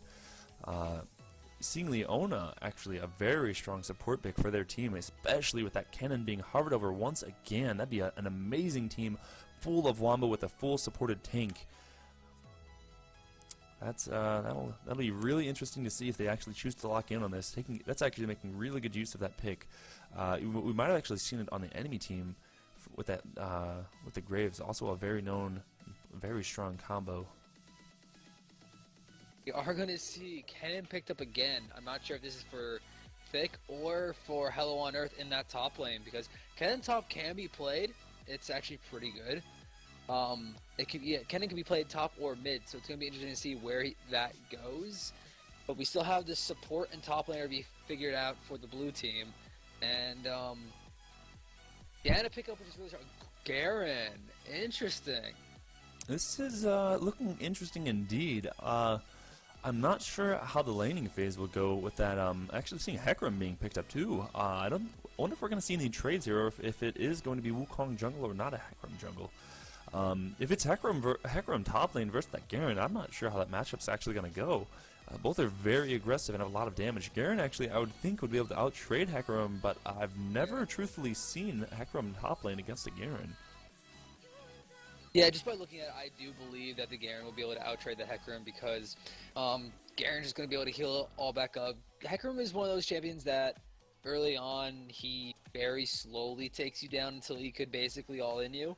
But later on, he will be able to deal quite a bit of damage. But in the early game, I feel like Garen is going to be able to punish the Hecarim for CS. So looking at Purple Team's composition here, you see very quickly, you have the Wombo combo all over the place with that Kennen ultimate, the Hecarim ultimate, this Leona in general, as well as her ultimate, and the Wukong spin. This is actually an amazing composition, I feel, against Blue Team. Once again, almost repeating the same process as the last game, but Blue Team does have the benefactor here of having that Janna support for the disengage. But with all this Wombo and all of this heavy initiation on Purple Team between the Wukong, Leona, and the Hecarim, is it going to be that useful, or will she be able? Is she going to be forced to waste it before, you know, she can make every one of the team members on Purple Team waste their ults and initiation? So it might not be as effective as they're hoping, but I think it was a pick out of desperation because they know that Purple Team is focusing so heavy on this AoE Wombo right now.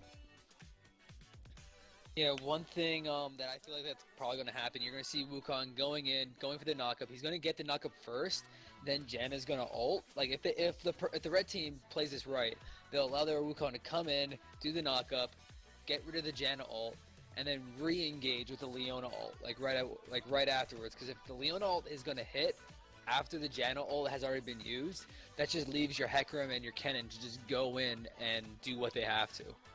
Blue Team, somewhat having single target focused once again. Garen is actually somewhat an exception in this case, I feel, although not entirely. That ult actually, if it were to be Wukong top lane, would be interesting to see if they did trade, but already not the case. But you know, he could mistakenly go for the clone ult, which that you may still see that happening this game from the Wukong. So that'll be a fun little adventure to have. Twisted Fate actually rolling Ghost Flash. Now, that's a very uncommon choice to make, but interesting no less versus that Kennen with the Ignite. I'm not sure that the Ghost is going to help him a whole lot against the Kennen, but we'll see. Might just be used to get that ult off, land some cards, get whatever he can out of it, but we will have to see. That's definitely a questionable but interesting pick.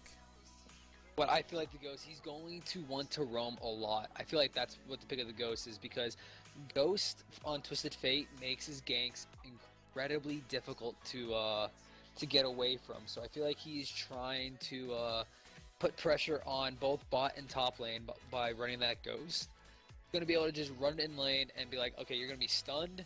The rest of my team comes in and we're going to be able to finish you off. Indeed.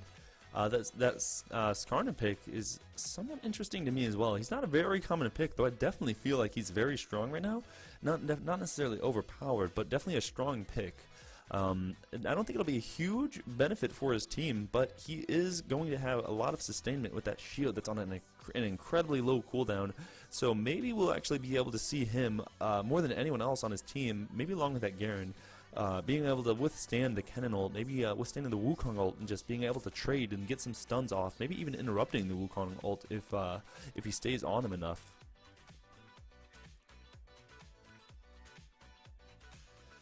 Alright, yeah, as we're going into the loading screen, so once again you're going to see the blank client once more for just a brief moment.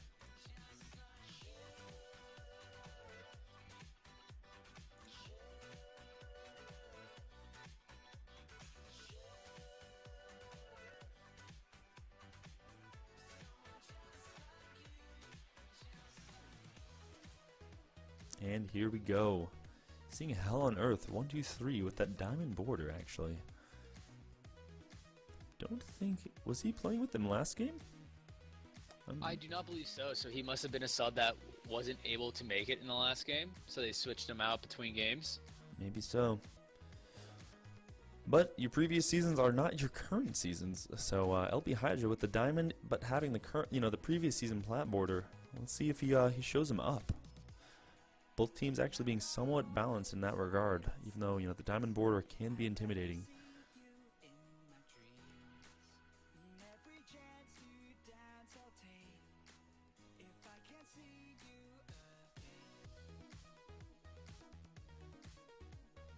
It's gonna be interesting. Hecker on top without a flash or a ghost, which is usually standard now. You see teleport ignite going on most Heckrams now.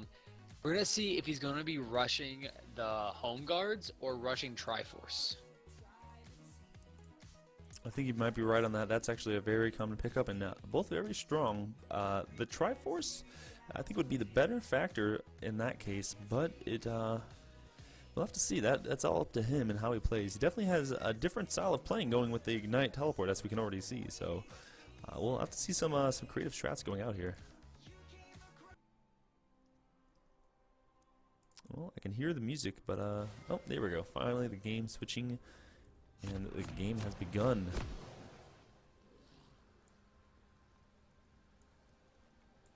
Being picked up so far, nothing too out of the ordinary. I know it's standard for Kennens nowadays just to pick up Dorn's Blade, but I don't know, I'm not a big fan of it. I don't feel like it's worth it picking it up. I usually just get an Amplifying Tome and a pot, going to lane with that. But I understand that it's probably the best idea for Kennen to come in with a Dorn's Blade for early harass, early trading. I'm still not the biggest fan of it. Well, we will have to see. It is definitely a short-term item for him that only is really going to help him slightly in his laning phase. Maybe help him with the farm. We'll have to see how much use he makes of it himself. Definitely committing to the pick, though, so can only go in with confidence, Seeing actually nothing out of the ordinary. Absolutely nothing. There you have it, ladies and gentlemen.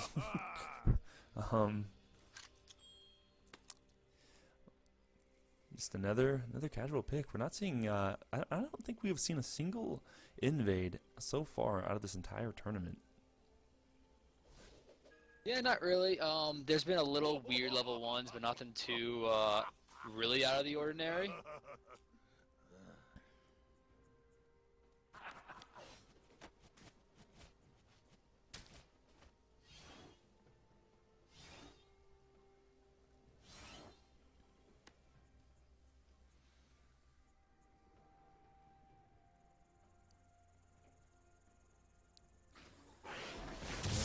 Jungle Wars begin.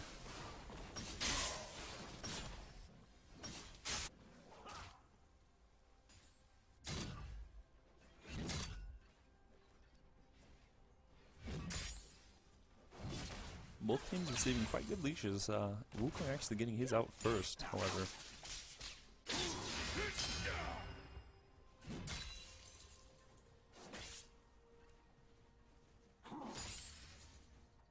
Nothing really too abnormal happening now. Good harass there by the Janet. Hits the Leona with the knockup. But man, that is a lot of damage coming in from Garen's silence onto Hecarim. Actually, now that I see it, Garen did start with the Dorn's Blade. That's A pretty interesting start for a top lane Garen. He really wants to deal a lot of damage. He's going to go all in on, or not all in, but a lot of damage onto Hell on Earth already. And he's going to be put down really low. Luckily, he was able to start the laning phase with 3 pots and can stay. Something I just wanted to point out about the hack room, noticing this before, if you look in the bottom left, he has 26 AP. We may have seen the rune mishaps here in this game. Either that or he's looking for the AP scaling off of his AoE but that does have a cap on it. Yeah, we'll see, because he was able to sustain a good amount. He still has 2 pots left over, and he's pretty healthy now, but that Garen could just go on him, it seems like, and Garen's not going to take any damage. Wukong getting very low. Garen actually rotating into his jungle, going after him. Places the ward. He sees him. He flashes and hits the clone. Oh, that's going to cost him his flash. Wukong slowly getting away. Bot lane actually, Leona going in with the Zenith Blade, getting a second stone on that Janna. Got to get a lot of damage from the explosive shot as well. Yeah, Garen's going to go on to Kennen as well, and he's going to keep going. But Kennen does have Wukong. This Garen might have went a little too far, but here comes the Twisted Fate. He did not have to blow Ghost just yet, but he's going to get stunned up by the Kennen. Wukong's going to come in. That might be first blood, and he's going to go really low, but Red Buff's going to tick and get the kill for the Wukong. And there's the early first blood. Garen going a little too far and costing it his mid laner's life. Definitely. The rotation to the jungle was a good idea. He almost did get the Wukong, and he should have left it at that, but he wanted to get more. He wanted to stay around for the kill, and that costed him, not only because the Hacker rotated mid, but Kennen rotated very quickly to go on him as well, and costing TF's life. Hydra actually getting some decent damage onto that Kennen, trying to get him killed with the red buff. The one last auto attack might be enough, but the kill from Wukong saves him with the masteries, giving him the health back. Yeah, that would have been most likely him dying, but that's now 2 flashes we see, and trying to go all in, and it did not work. They're just throwing out, trying to make plays, and they're just going a little too aggressive right now. So far, both kills actually picked up on that Wukong, and that's going to be a scary sight. He's actually backing right now, picking up that Striker's Blade for his first back. Or Stalker's Blade, my correction. My misuse of words in the English language. Picking up 2 wards and actually swapping out for his sweeping lens as well. Gonna be very aggressive very soon.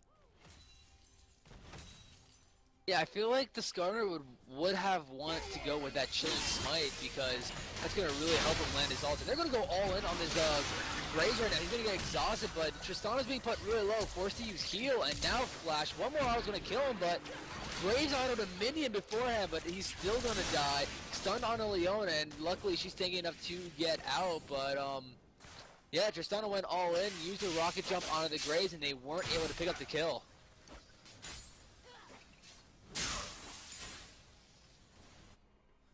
Wukong just sitting around waiting for that TF to return to lane, but he's being too impatient, so he's going to rush mid lane. Going to try to get his jump onto LP Hydra, actually getting the clone very nicely snuck in. TF trying to come in for some reinforcements, but the red buff and the damage from the Kennen is going to be way too much. 3 people slamming into this TF, taking the kill. Red team is just in the right places at the right time all of this game, taking 4 kills so far. Yeah, it's already a 1.5k gold lead too.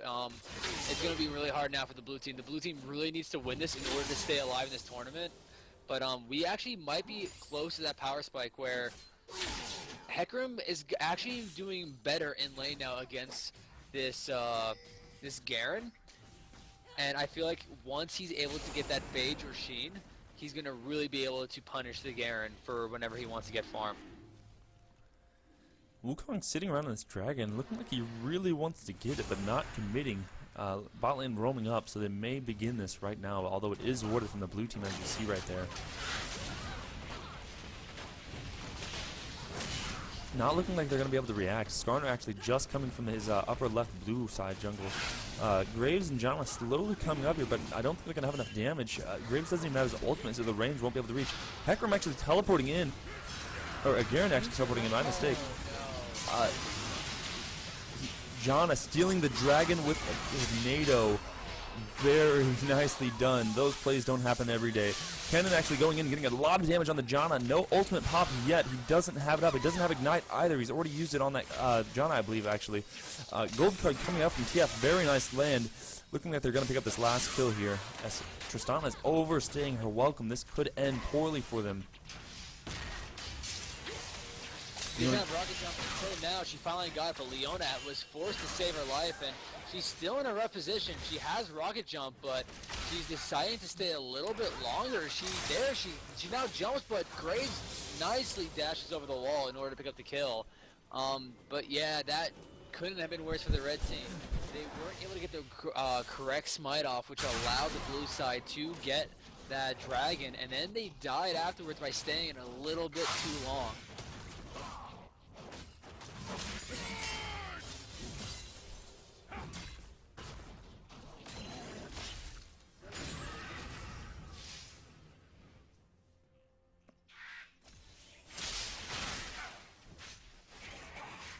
Seeing that BF sword actually being picked up by Graves, actually buying the full Berserker Greaves as well, and a pink ward. Being ready for that Wukong, wanting to have that that reaction ready.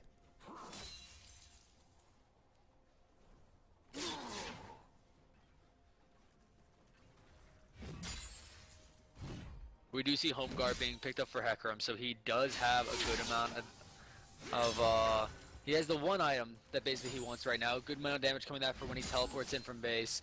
Now he's going to be most likely looking for a Triforce, and once that's completed, I don't know if Garen will be able to trade with many more. And Garen's actually going for that Brutalizer, going to still try to deal a good amount of damage to his Hecarim. And while this is going on, the two junglers are fighting right now, and Wukong is forced to run away. Garen is there to pick up. A good flash coming in from both of them.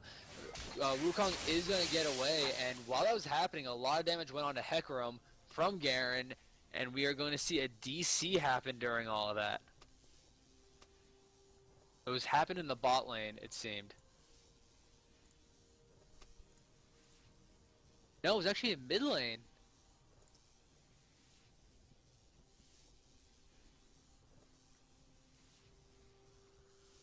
C2G on Kenan being the good Samaritan, saying he won't kill him as he knows he's DC'd.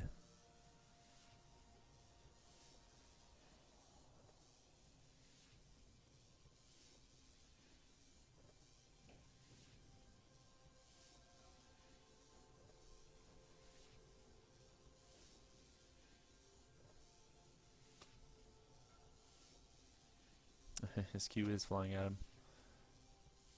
I don't think it will kill. I don't think it will either. Yeah, look, I'm paused right on him. Yeah, same here. You can actually see the shuriken flying in. It will proc the stun, but I still don't think it'll be enough to kill. Alright, looking like the game is going to resume any second now. Twisted Fate is back. And let's see it.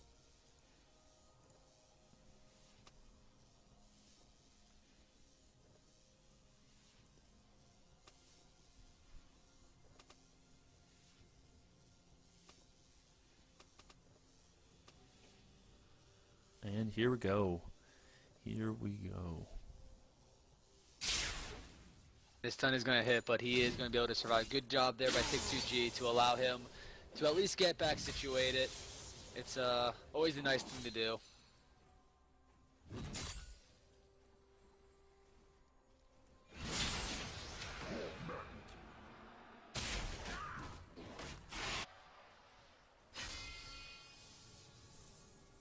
He's like Hector's having a little rough time farming. Garen just keeps punishing him for every single time he wants to. And then Garen's just going to heal it all back up with his passive.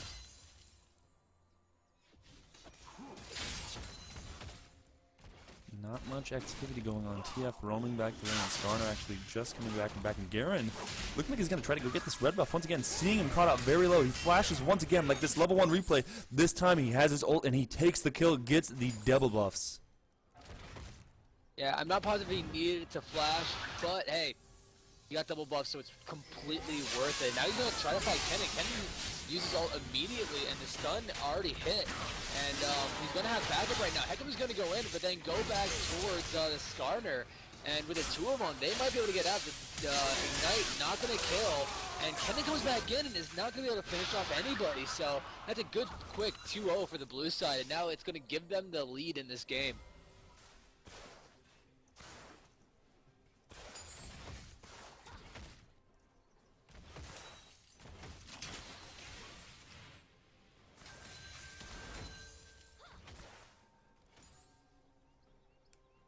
Graves having a huge presence bot lane, although we're not seeing much activity or many kills going down, but 4-0 with that BF sword having a huge advantage over that Tristana. In fact, it looks like she's rushing for the early static shiv, which I wouldn't highly recommend, but we'll see how that goes for her. She's definitely keeping up in farm more due to her E passive blowing up the minions. I think it would more likely be the reason. And that static shiv might just increase that fact and keep Graves at bay while they just continue to push the waves.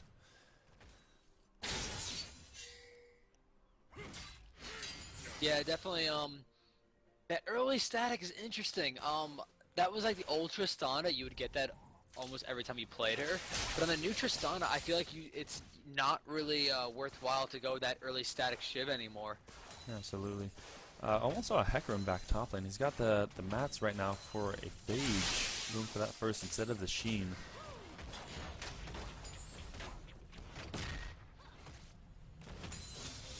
Not a whole lot of jungle activity right now. Wukong almost back and deciding he's going to roam down to this bot lane.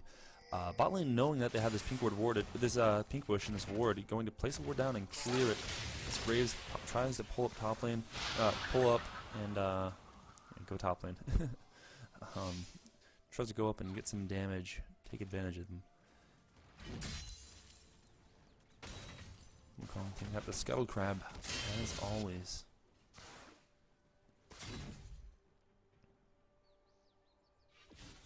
Dragon up in 30 seconds.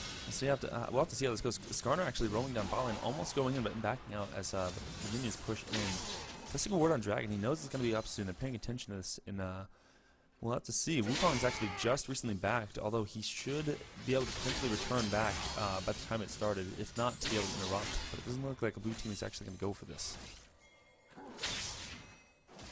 No, it doesn't. We do see Dragon coming up. Dragon's in 5 seconds. We do see wards being placed. I don't think a fight's gonna break out anytime soon though. It's 1-0 in Dragons, so it's not like this is really needed by any team. But if the blue team is able to pick up this Dragon quickly, they could potentially have pressure later on for getting future Dragons. Skarner pinging in mid, but Kenan not going to bite. He's not afraid of bugs. He'll just squish him. Roaming down bot lane, going through the Scuttle Crab vision on red team. They clearly see him spotted out right there. Kenan's actually rotating from mid lane as TF just came down. He still has his ult up. He could use the ult to actually reveal the Wukong. They ulted the wrong Wukong. They got the clone. Oh, it was antics getting him once again. What a shame. Like, that always feels bad when you ult the wrong thing. Like, if you get a LeBlanc or a clone from Wukong, it's like, oh man, it just feels horrible.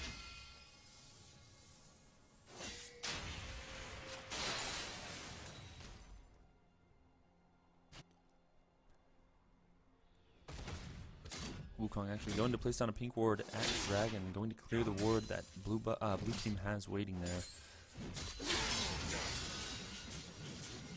Just a fade back, and Skarner actually looking like he's gonna go for that blue buff. Turn around. I think he wants to get the vision on Dragon before he goes. He doesn't have his trinket up, however.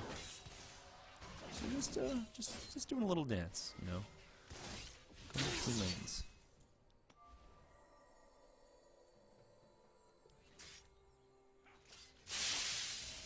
Graves and Janna actually rotating up into their own jungle. I think they fear for the Dragon, but don't want to go around the side hatch there and get revealed and opened up on.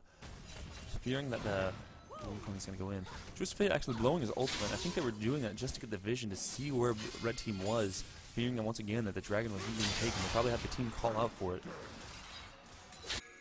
They might be starting it soon. They do have the vision for it. They actually are currently doing it, but they are going to back off. They took a good amount of damage. And Kenan sees that he hits a shuriken, so he wants to go in, but he's going to get stunned up by Twisted Fate, but this gives him the pressure needed in order to take this dragon. We do see a teleport coming in by Hecarim, and Hecarim's going to be quick. He can actually go in. He's going to jump right in the middle, and Cannon's going to be put a little low, but that spear is going to hit just about the entire thing. Tristana rocket jumping in right into the Skarner ultimate, dying. Wukong blowing his ult to try to get away from that Garen, but not going to be enough. He's spinning to winning. He's melting that Hecarim, getting the kill barely with the last part of the spin. Leona and Kennen both running away, looking like they're gonna be able to get away, but Leona makes a poor decision. She's actually running back into her tower. This team is way too tanky. There's 3 health bars she has to battle right now. There's no way she can make it out, and goes down from the TF. And they were able to just walk in and smite Baron in order to take it. So now the blue team right now, huge lead right now. 4,000 gold in 16 minutes. Now this time they finally have the gold lead that they deserve. Absolutely. That Hecarim ult coming in, it was actually looking very strong. I feel like he should have ulted a little bit sooner rather than running around for a minute there, but it looked like he had no idea what was going on. The team just had some poor communication telling him to back out and not go in. Because if he would have went in initially, it would have set up the ultimate for Kennen. Leona could have ulted anyone for her choosing, and I feel like it could have gone so much more in red team's favor there. Kennen actually getting a good stun onto the TF under tower. TF actually not dying immediately either, getting hit from the Tristana, but trading back for the Kennen. Very well done there. Tristana flashing as well as Skarner, trying to get away, but not going to have him. Just get the stuns off. Skarner gets a double kill. Janna almost dead. Skarner out of mana, but he's getting out. Red team backing out of this case after they see the Garen full health. A humongous threat.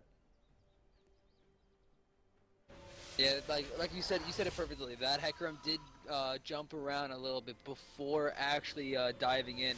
If he would have ulted immediately, that fear would have been hitting everybody and also towards the Kennen. That little bit of a hesitation kind of did cost him that fight, but that also shows that the red team's still in it. If that Hecarim ult would have hit perfectly, they could have completely just rolled them down. Absolutely, I agree with that. We're definitely seeing a lot of potential from their team counts, but we'll see how long this can go on before blue team starts to outskill them or out-snowball them.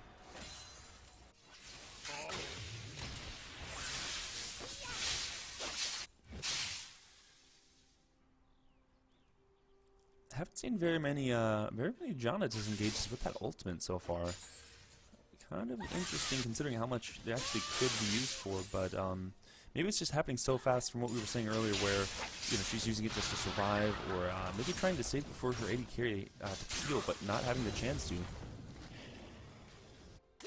Bottom lane looking like it's gonna go down. She's finally gonna throw the bomb on it, deal a lot of damage, but not quite enough. Graves just buckshotting the lane, taking it out, getting a lot of good damage on that Janna. She's actually ulting to push them back. I don't know if that was necessary or not, but being safe, never a bad idea, but we'll have to see that if this Wukong or Kennen decide to roam down and take advantage of the fact that that ult is down, because that is a huge loss for the blue team in that lane right there. Skarner actually going in mid lane, making use of that Righteous Fury movement speed, going in on the Kennen, the last auto attack before stunning Twisted Fate, taking the kill.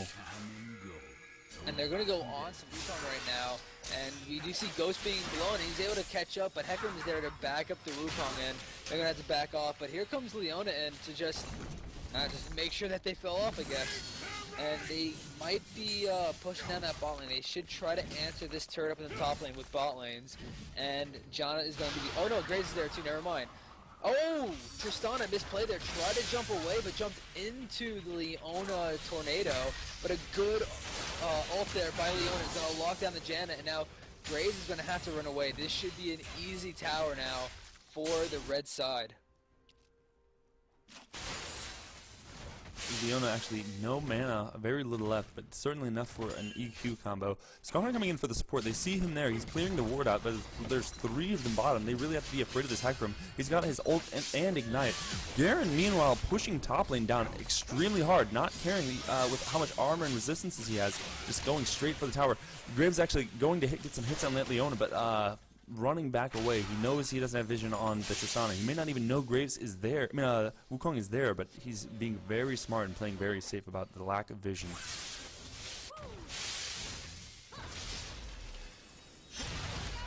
gonna go on to Tristana right now. She has no tower to back up to her, and this Skarner is gonna easily keep her where he wants her, and gonna be a quick and easy kill. And now with the 80 carry gone, we're gonna see if Garen feels safer to push out, but we're not gonna see Graves push. I was wondering if they would try to go for another tower, but they might just be setting up for Dragon. Dragon has about a minute left until it's back up, and they're gonna try to take this blue buff while they might try to stop him. I don't think this is what they want, though. Leona there going... she wasn't going to jump in. I think they were considering it until the TF threw out his cards and they knew it was a 3v2. So it was a dangerous game to play anyways. Blue team has definitely been having the edge over the fights in this case.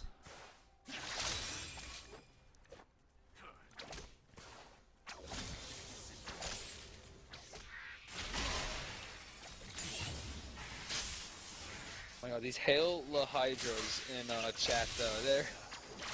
Every little thing that Hydra does, they pop up. Righteous Fury and Talisman of Ascension being rolled in on by the blue team here. Not going to pick anyone off, but being very aggressive, trying to get any picks they can. Just making the red team fear them.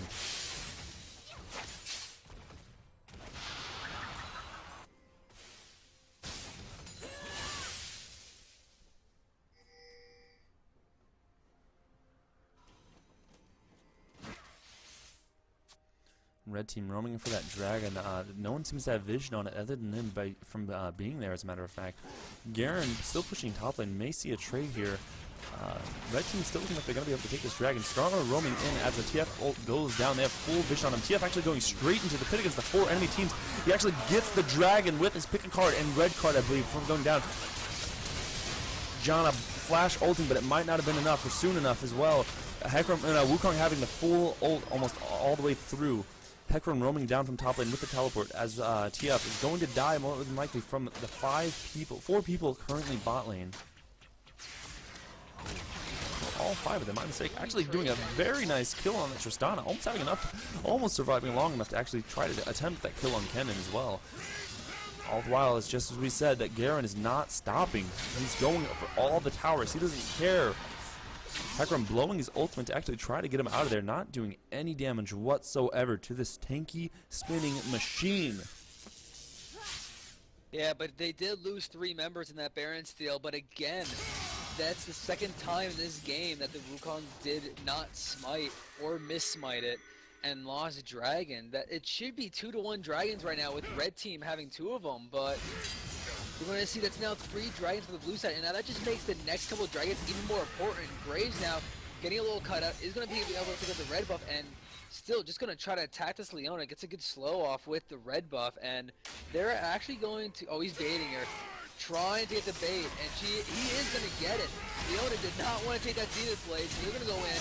That's going to be a quick kill on a Leona, and that's just going to put so much pressure on the map now. Very well done on the Garen's part, knowing he's so tanky. He's tankier than Leona, incredibly more tankier than her, with his passive reduction in mind. Hydra going in, using his Ravenous, going in with the ult, actually landing on Kennen, almost killing him immediately with his team's combination. Janna going very low, actually getting the last hit from Tristana, dying from it. Graves throwing out the smoke screen, but it's not looking like it's going to be enough. TF actually landing the gold card, getting great damage on the Tristana, roaming around, very nice job. Wukong ulting to try to get a good escape here, knocking up Garen and Skarner as he clones away, and it looks like he's out to safety.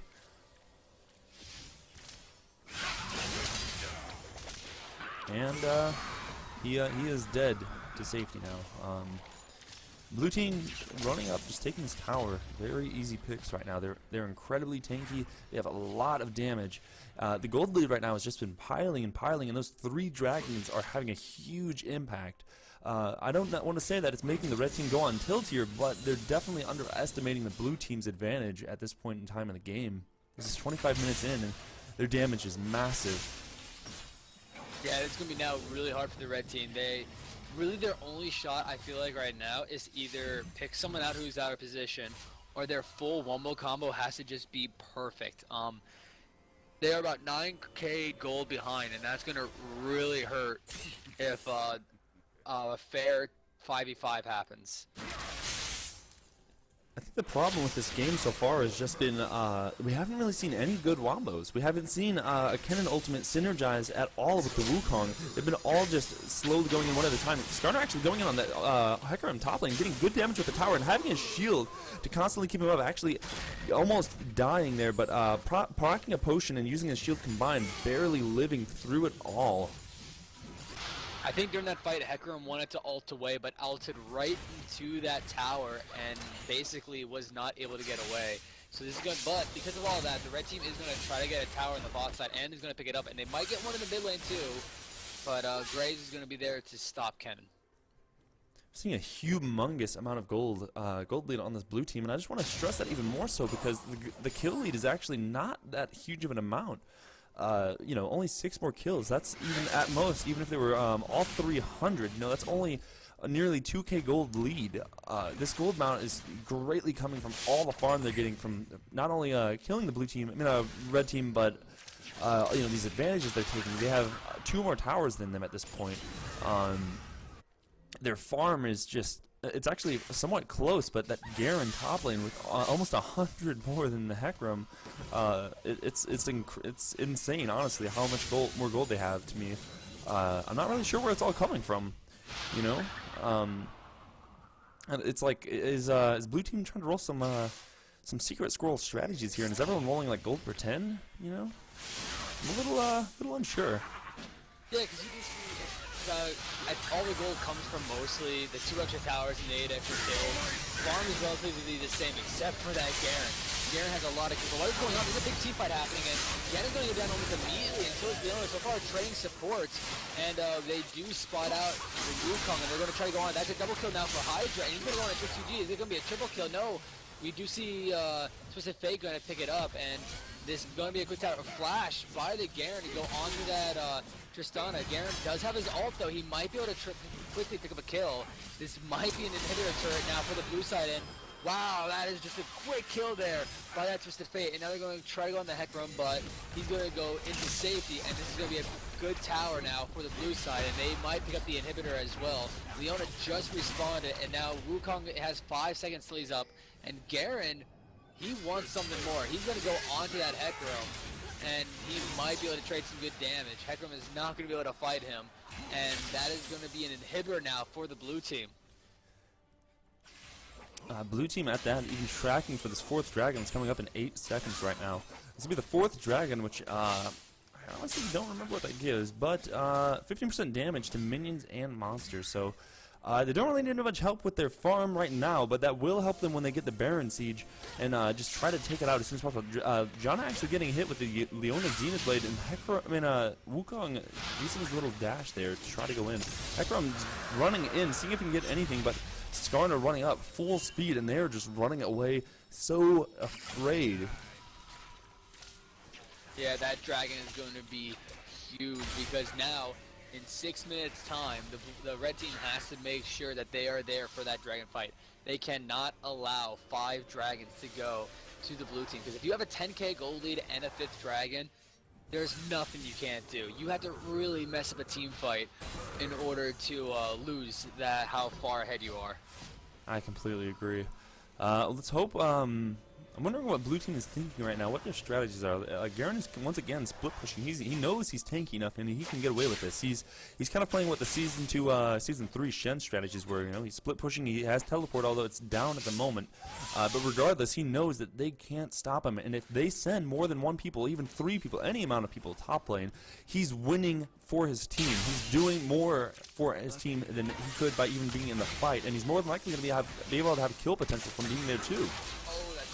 Tristana, she's going to go down quickly. She is dead, and now they can just push up mid lane, and they might try to end the game. You do see Wukong coming in, but gets slowed up and is not going to be able to do much.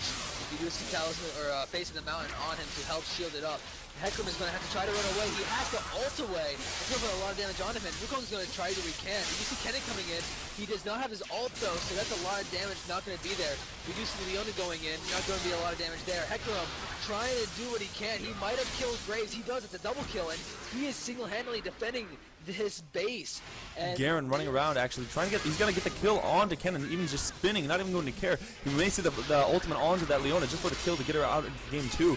Garen exhausted, does not matter. The slow means nothing to him. He Qs, he gets out of it, and he continues going. He's actually turning around to get Wukong right now as Skarner is just running forward, ignoring the tower alongside that Garen. He's going to try going to Wukong, or no, he actually hits Tristana instead. Good job, he didn't hit the clone, but this is just how tanky Garen is. 3 people on him, CC and all, and he's just going to walk away. He's actually going to go back in. He is hunting for a kill. He doesn't have his ult either, but he's going to try what he can, waiting for the Janet to help him out. The Janet tornado's not long enough to get a knockup, but I don't think he can survive any longer. There's a full 5 team up for the red team, but he's still just going to stick around. A lot of damage onto him right now. Oh, okay, maybe not. That looked like it did maybe even not even 200 damage to him, and he's regenning it in no time at all. Blue team actually going for the Baron pickoff finally, going to be a humongous advantage for them, especially that Garen going to make humongous use of it. Since he's so hard to kill, he's actually getting that red buff, actually pushing Tristana out of there. Red team has no idea. They're actually trying to get Baron right now, it seems. They have no vision, no suspense, no suspicion, it seems like, or even then, they're not trying to stop them. Wukong trying to roam around at that Garen, but no, it's not even worth the attempt. Garen will just live, and John Ultimate actually knocking Wukong away. I think she was trying to do that just to pin him into that red buff pit there as he stealth out. Good Leona Ultimate actually, as Kennen follows up with his, he's on his Hourglass to try to live and get a kill actually on that Graves, but not going to be enough. Blue team has this Baron buff. They're incredibly strong. They have the lead at that. This is not the time to engage. Yeah, no, that's definitely not. You said it perfectly. That is not a time to engage, and they're going to have to back off now. And this might be game. Sean and Heckman are going to try to defend, and good Hourglass there to keep Raw Sphere, or Raw alive. Raw Saint it is, actually, but they're going to lose a tower for this. Tristana can't push them off. They're just way too tanky. And Garen's just going to go in and do a lot of damage to them. And Tristana might die to red buff. He gets on the fountain just in time, though. Wukong is going to try what he can, but Garen doesn't care about that. He's just going to go to the tower, and he's just going to knock it down. And this can actually be game. Oh, no. They are going to be able to stop him for now as an inhibitor does respawn, but they still can't even kill him. He just walks out. It's amazing that this Garen is so close to death every time, but just doesn't fall. Absolutely, and we're seeing the timer in the upper left. The Dragon's up in 1 minute and 20 seconds. We'll see what happens. Blue team has they have 2 open inhibitors on the red team's base that they could try to take care of, but I think they're gonna wait this one out actually and just go for that Dragon. Red team has to fear this chance for this Dragon a lot. Leona actually going up and warding, seeing that pink ward that they have placed down, gonna clear that out. Hopefully, yeah, nothing gonna happen. Although Graves does ping, tries to go towards her. Graves actually going to pick up that Scuttle Crab, so they will have the permanent vision, and that movement speed will actually make a great addition, especially right now for this team fight to have if they do decide to go for the Dragon. Red team will have no contest whatsoever in contesting it, although this TF actually taking a lot of damage from this Kennen. Yeah, Kennen right now is dealing a lot of damage. He does have 2 Magic Pen items, so he might finally be able to do something to the Garen, at least to push him off. But we do see Starter coming in. It's going to pick out Kennen, though, and that's going to be a lot of damage immediately. Not 100% sure why they Janna ulted there, but they're going to be able to push up this mid lane, get an inhibitor at least, and while this is happening, Garen's in the top lane, doing what a Garen does. And he's just going to slowly take this inhibitor. Maybe not. He takes 3 there to it. And I don't know if anyone else saw that actually, but when Skarner ulted, Tristana actually ulted the Skarner away, getting him even farther from his team, from the Tristana, and anyone to save that Kennen. That was actually, I don't think that was done on purpose, but it was pretty entertaining there. Blue team actually picking up this last Dragon right now. Garen picking it up. He'll be able to delete anyone with his spin alone and being so tanky. 3 people on him right now, dealing no damage whatsoever. He's actually deleting the Tristana so heavily, just sitting there not caring whatsoever. He's actually getting a lot of damage now that there's 4 of them, surely but slowly, and actually trying to spin away, but he's got so much CC on him that he may not actually make it out.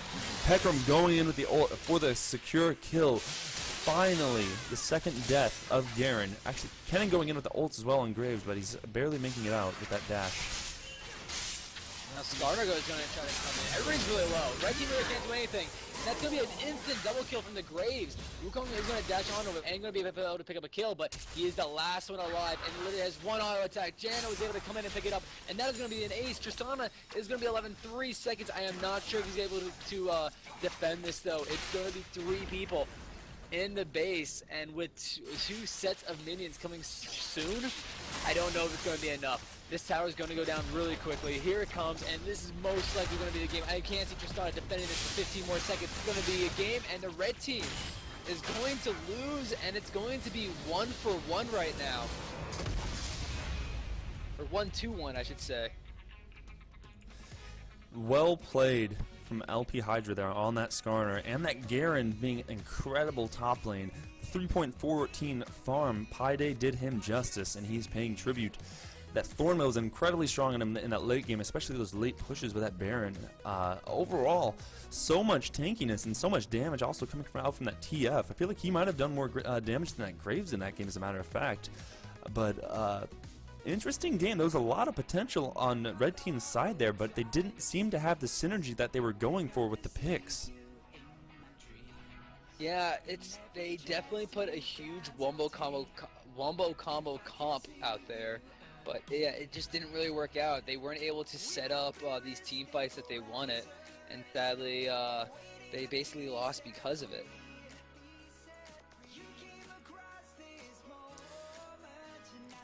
Well, let's see. Client is crashed once again. As always. There must be something wrong with spectating. I think there always has been. True. Alright, logging back in, guys.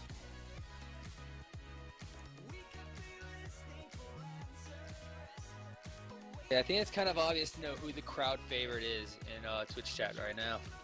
Absolutely. Alright, we're seeing the invites go down for this last game. Win or lose.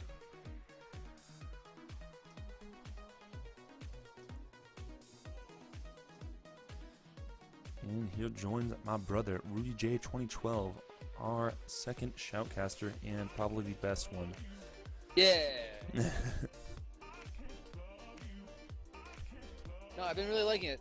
The people casting has been treating me well so far, so hopefully we can get more tournaments going and maybe just casting some regular 5v5s in-houses. Absolutely. I would definitely enjoy that myself a lot too. Well, this game should be starting soon, as far as I understand. I don't think anyone is busy, but everyone is here, so you know, everyone clearly had enough time to click accept. Oh well, someone left now. Oh no, we joined the spectators. You're fooling me. You almost got me, matey. Alright, while we are waiting in the lobby, I will be right back as well. All right.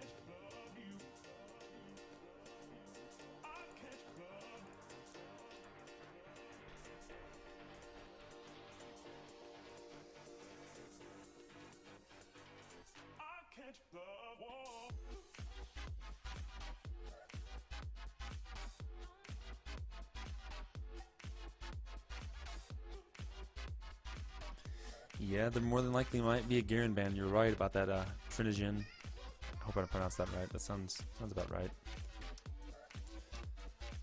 Alright, Little Raw Saint is actually using the restroom right now, but the game will be back very soon, guys.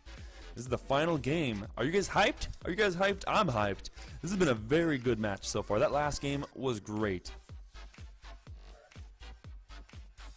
We will see the subs, alright, Idney? Don't even say that. We can do this very easily.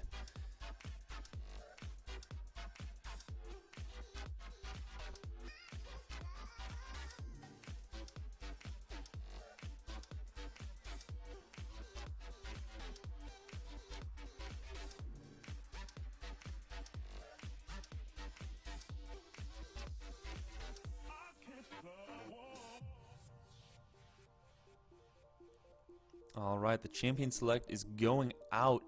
DoublePenguin banning first for the blue team. Let's see what happens and who they choose.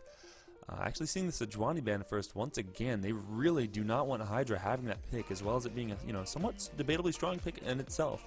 Nidalee and Lissandra also standard bans going out, and once again seeing the Irelia, same as last game. No one wants to see that, but we might be seeing that as a target ban. I feel like Hell on Earth 123 may be an Irelia main, as a matter of fact here. Seeing the Skarner ban going out, they do not want to hail Hydra this game. Also Vi, no Garen ban. We'll actually see if anyone picks him up. That was very, very, very powerful last game, but now that they're expecting the pick and the possibility that could happen, they might be prepared to make the counter pick as well.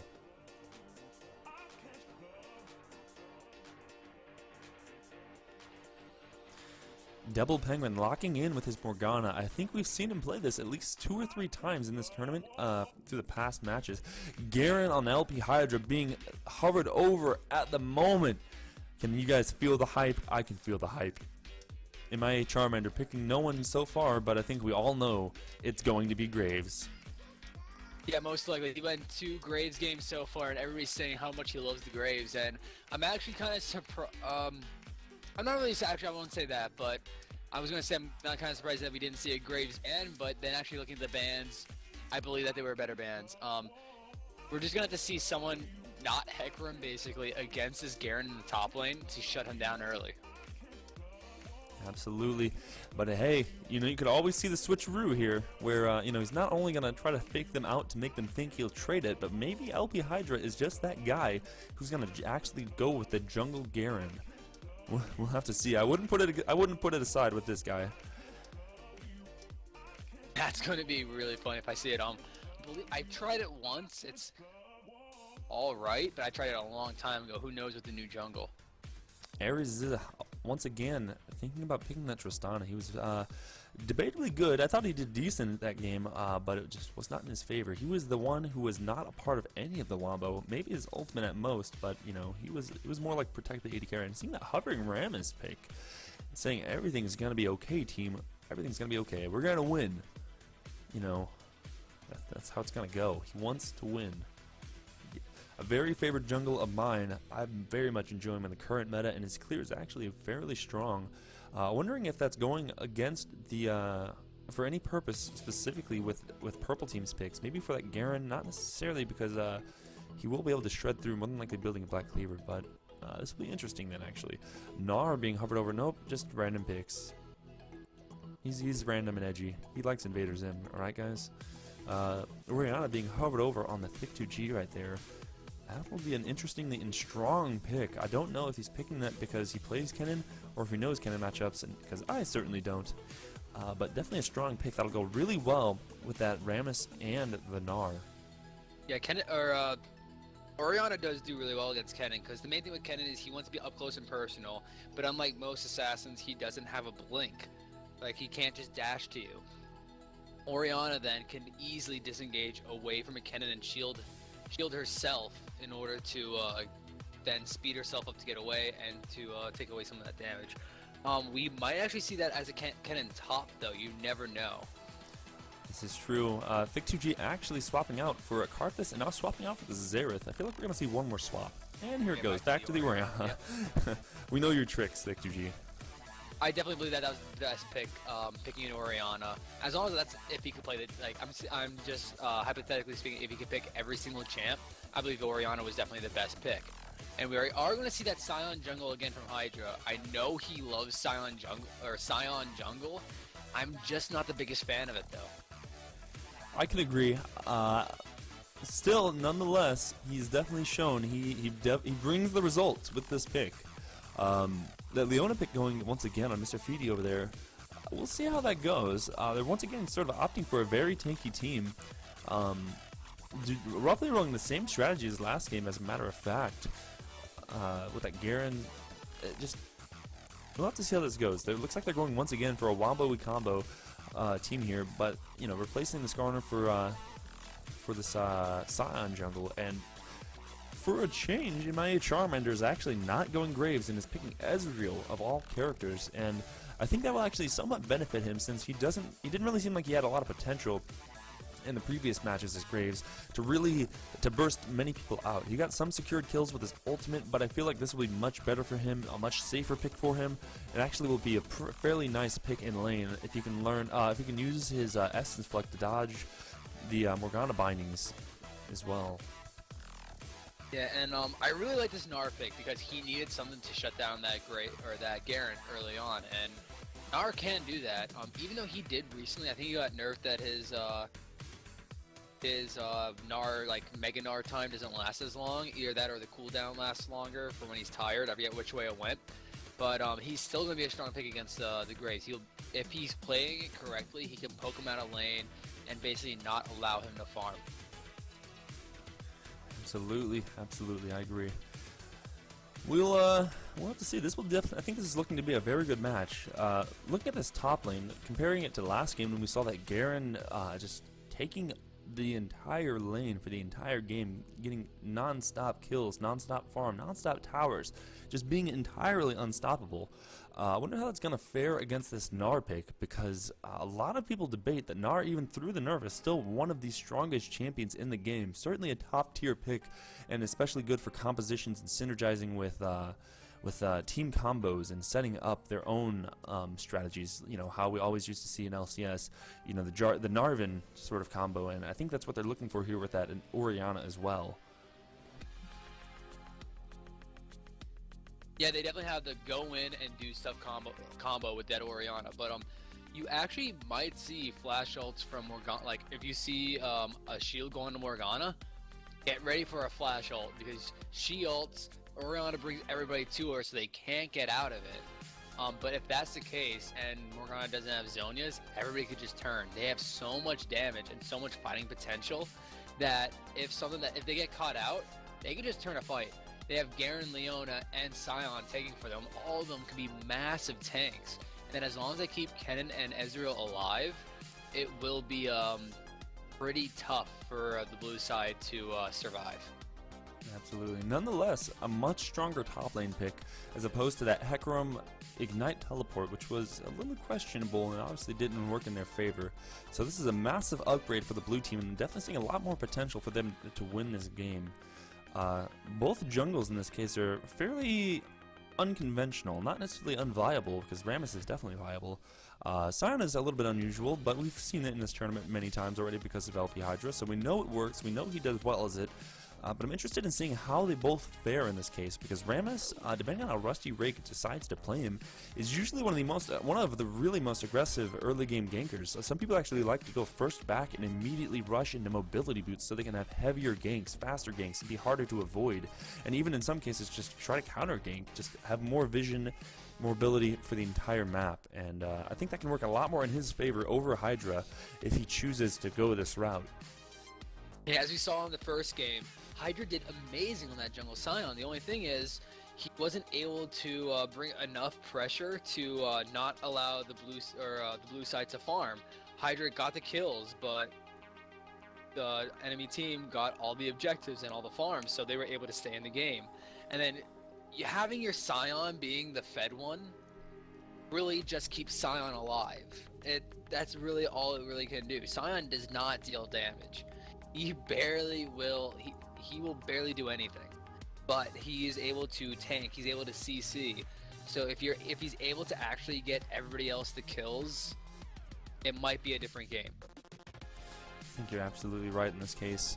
Sion definitely proving to be a strong pick, and I think LP Hydra, of all members of their team, is definitely going to be a very strong, a very reliable person to make use of those kills as well.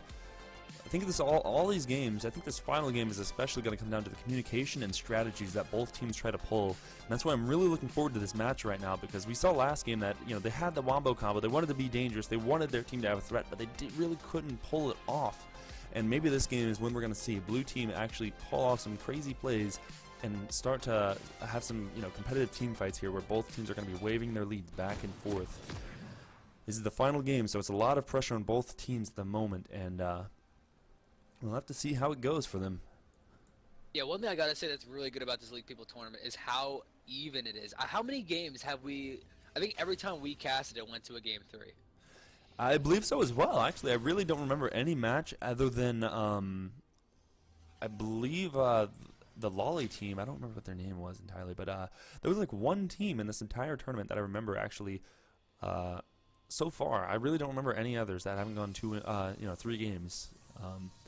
It's definitely been very close, and you're right, it actually has been very fair. I think, we've had a lot of complaints about that, but I think this shows for a lot of that actually, and how competitive people are. And even if they weren't balanced, we're seeing a lot of skill and, team synergy here. Just, people working together, even if these teams are improvised just from friends alone, and people coming together and just showing they can do really well as a team. We see this a lot in LCS, and it's nice to see it even on these lower level tournaments like we're hosting right now as well. Good thing it wasn't mine. Yeah, especially where there's actually some teams where they were just thrown together, and it shows like synergy that happens after only playing a few games together.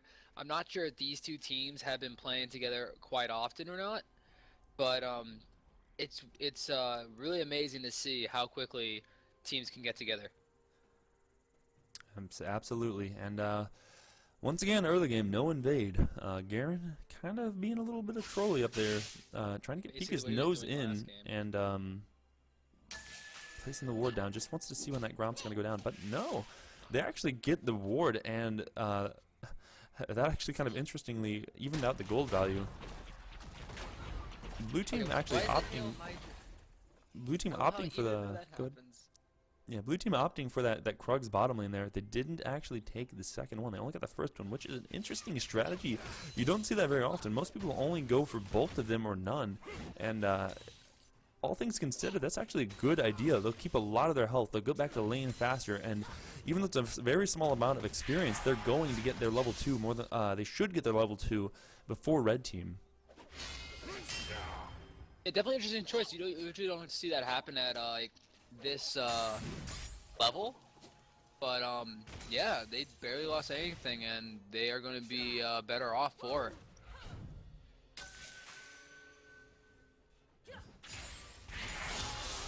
And there's the level 2. We're seeing it right now.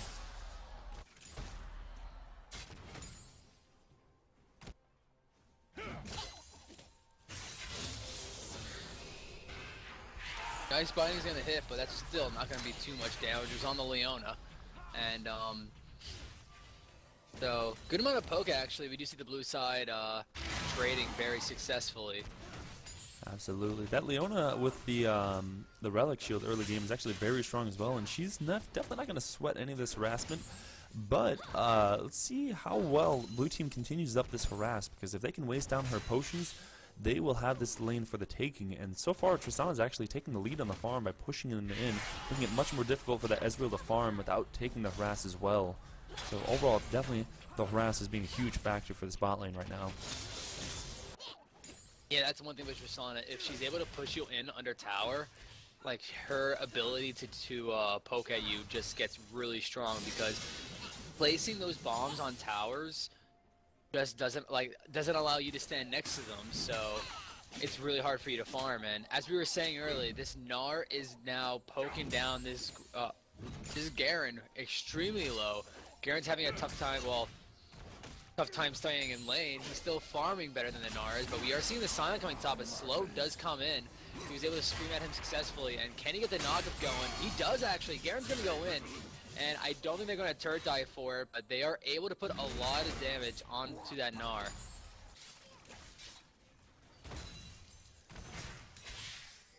As per usual, since we've seen it in the last few games, when LP Hydra did go Sion jungle, he once again is choosing not to back and is taking. It's actually an interesting strategy when you consider not only the fact that.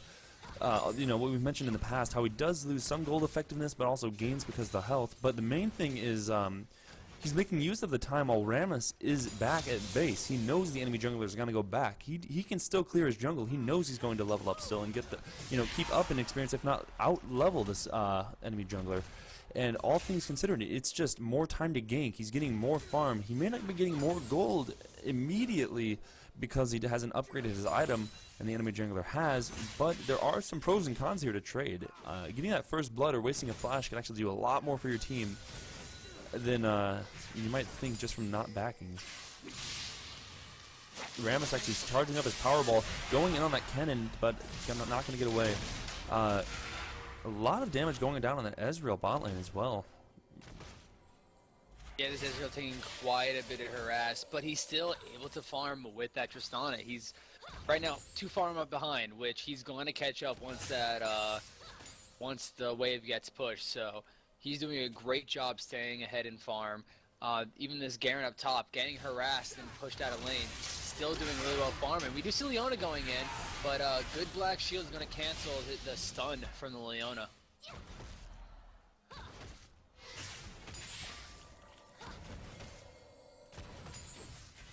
Seeing that ARAMS rolling near mid, seeing he's pinging to go in, but actually going down bottom lane. He's in clashing with that Scion right now, fighting for the Scuttle Crab. Just goes straight for him, but he's not going to be able to out-trade him, I don't believe. Scion has so much more health. He does have his red buff. Orion's actually coming for the support play here, but Cannon's roaming around. He's level 6 already. It's going to be very dangerous for them. ARAMS roaming down bottom lane. Very nice Essence Flux out of that on that Ezreal.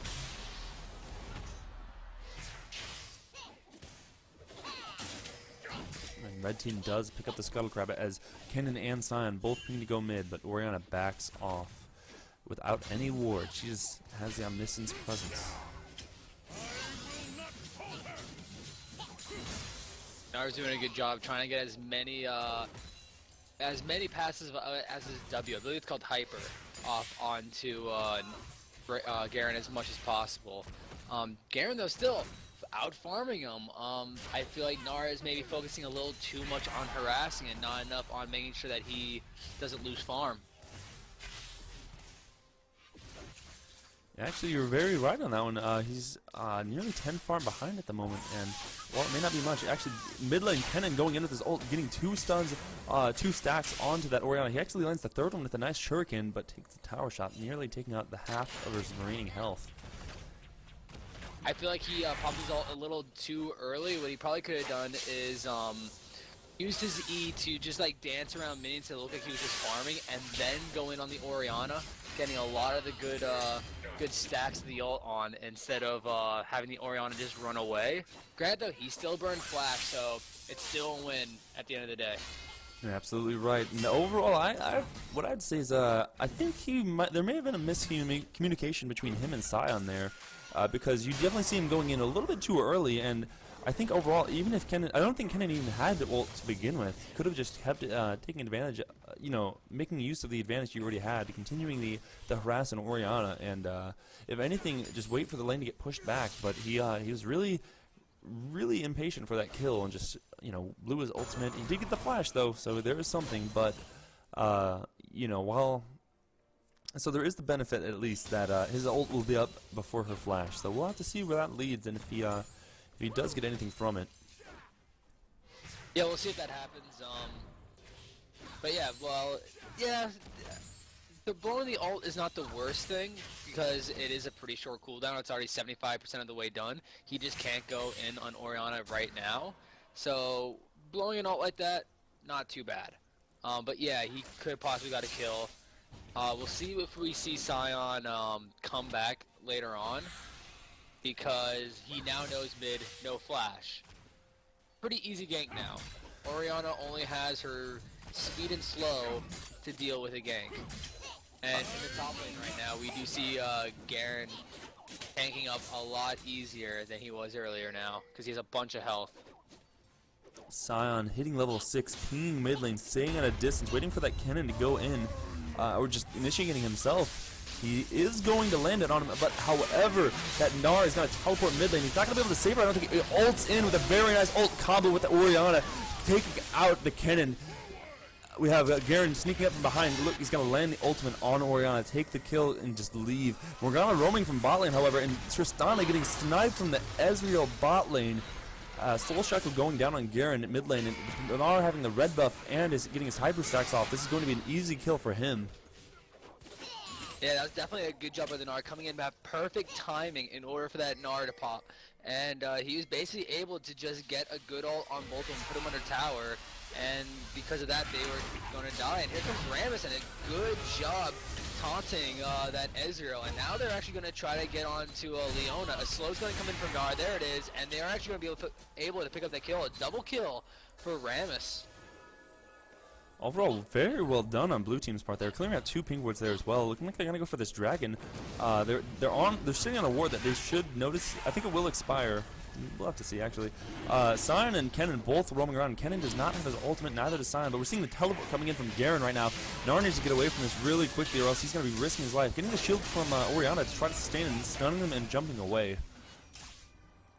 He's right now slowed down pretty hardcore, but they're just going to go on this dragon now, and we'll see if we have any random dragon steals like we had in the last game. Garen, though, putting down really low, but he is actually going to survive. Tristano jumping in, he just needs one more auto to get it, but maybe not. He did get the auto up, but didn't kill him. Now he finally got the kill on a Garen. They're going to keep going. Now got the kill on a Sion, and Tristana's able to jump away forward now, and is going to get another kill onto Ezreal before she dies. So that's going to be a 3 for 3, but the dragon did go to the red team. Oh, we're seeing the game pause once again. Will it will it happen any game without being paused? And we had a DC. Yeah. I wonder who. I didn't notice it during the fight. I'm not really positive who would have DC'd then. It was someone on the blue side. Yeah, I don't think it was Rammus. Rammus got really low and just, powerballed out. We are seeing that Morgana, she might have... No, Morgana's the one calling the DC. Gnar DC'd, apparently. Apparently Gnar did. I'm actually going to go back and check to see what happened. Oh, yeah, you're right. He did DC for a little bit. Then he just walked into the middle. Yeah, okay, you could tell. He was... Actually... No, it must have been after he died.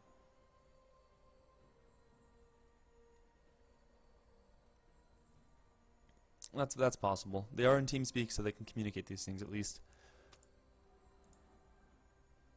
And there we go. Back to the pause. Because he, at first it looked like he might have been lagging during that because it noticed that he would just stop auto attack and then do a move or two and then stop auto attack and then do the same. And he was able to get a kill because of it.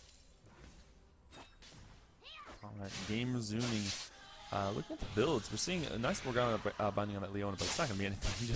Just a little BM thing just before she goes. God, that backing animation so terrifying. Just the sound that comes from it. Seeing this Ezreal once again potentially going for the blue build, might be seeing a Trinity Force instead. We have seen that this tournament already, but already has the Tear of the Goddess starting to stack that up. Currently at 106. Looking at Garen's build, he's definitely going for the Sunfire and looking to go for a Brutalizer probably before he even finishes the Sunfire at this point. Interesting. Everyone pretty much going for more or less straight damage. We're definitely seeing that Zanya's Hourglass being, slowly built on Kennen as well.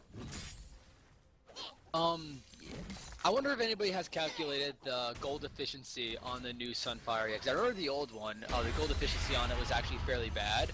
But while this is going on, we're going to have an ult in the bot lane. This is going to hit Orianna. That is a lot of damage going, and that's going to be nothing she can do. Orianna is going to go down really quickly, and Morgana's going to try to answer it. Going to ult in, but she is really low. She's mostly going down to the edge, but no, Ezreal jumped away. He was not going to be able to get the kill, and that's going to be another kill onto that Tristana in the bot lane. Ezreal with his ultimate up. They need to be really afraid of that True Shot Barrage coming at them any moment now. Morgana does have her black shield to try to absorb it, but I don't think she has enough ranks in it, enough AP to absorb it at this moment. It's only rank 1, as a matter of fact. Sion coming down bot lane, seeing what he can get. Nice spell shield in order to survive, but she's going to tie to the Sunfire proc right there. But Tristana's able to get one kill. She has her jump. She should have it at least. There it is, but she's going to die most likely coming in now with that Kennen. And in the top lane, Garen is going to keep going on and on. I keep wanting to say every G champ except for Garen every time I try to. And that's a lot of damage going down. He gets the stun down. Does he have ult? I'm pretty sure he does have ult, but he uses it to throw him away. I'm not sure why he didn't throw him into the wall right there. I feel like he could have killed him. I think he's just afraid of the Garen ultimate, which is going down right now. I don't know why he overstayed his welcome there. He should have known. Garen was in lane for quite a long amount of time, and the ultimate equivalent is not very long at all. If I was Gnar there, I would have either backed off at like, because he threw out the ult as a defensive tactic, but then went back in. I feel like he needed to try to all in the Garen. Ram is roaming top lane, still going for this Garen, ulting under tower. He's going to get the kill, but will he survive? Barely, but minions may take the kill. Almost the last minion. Oh my god. That was a very greedy move on his part, but he wanted the kill. The biggest fault of that was he could have had the Garen sooner, but he walked into the bush, and the Garen just walked into the next bush, and he had no reaction time to it whatsoever, so he got a lot of distance closed on him. It's one of those moments where you wish you had Chilling Smite, because that would have been so much. That would have been a dead Garen long before, because I'm pretty sure he was trying to taunt him the entire time. Seeing the Sion ultimate mid, Canon's blowing his ultimate as well. Morgana's throwing out the exhaust in Soul Shroud. Very nice combo to disengage that fight. Gnar sitting around just trying to get as much damage as he can on that cannon. He's going to take the kill. No, C2G actually flashes forward and takes it with a single auto. Sion pinging massively on that mid tower for assistance. They know there's 4 mid lane. He knows he can't handle this tower alone, especially without his ultimate. Red team already got it halfway. The Tristana bomb goes off. They're going to take this. Leona throwing her ultimate out in the last second, but not going to hit anyone by a long shot. It did at least disengage the fight and not allow him to keep going, but Gnar's going to go into the top lane to pick up all that experience that was there. And try to go on to Garen, but Garen's just going to turn around and deal a lot of damage back. Usually in the top lane you see noodle fights, but these guys are actually dealing damage to each other. Absolutely. Both with Sunfire already finished. Gnar with a second Giant's belt. He might go for Randuin's Omen with that just to be becoming even tankier. You need to be a little bit afraid of this Garen. His ult is not up yet, but they're clearly being out-traded. Garen making a huge mistake, actually diving under. We might be seeing a DC right there, as a matter of fact. I'm not totally sure on that one. He might have been trying to ult. I think that's what he was trying to do. Maybe a mistake was made, but his ult was not up, and it's just now coming up this second. Oh, wait, maybe it was a DC. And Garen has left the game. Nope. Here we go. There it is. Pause is going down.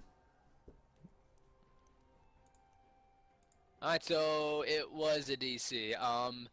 Grant, you can't blame Gnar for going for that kill because he wouldn't have been able to stop it anyways. Garen autoed himself into the tower, and you know, it had to happen.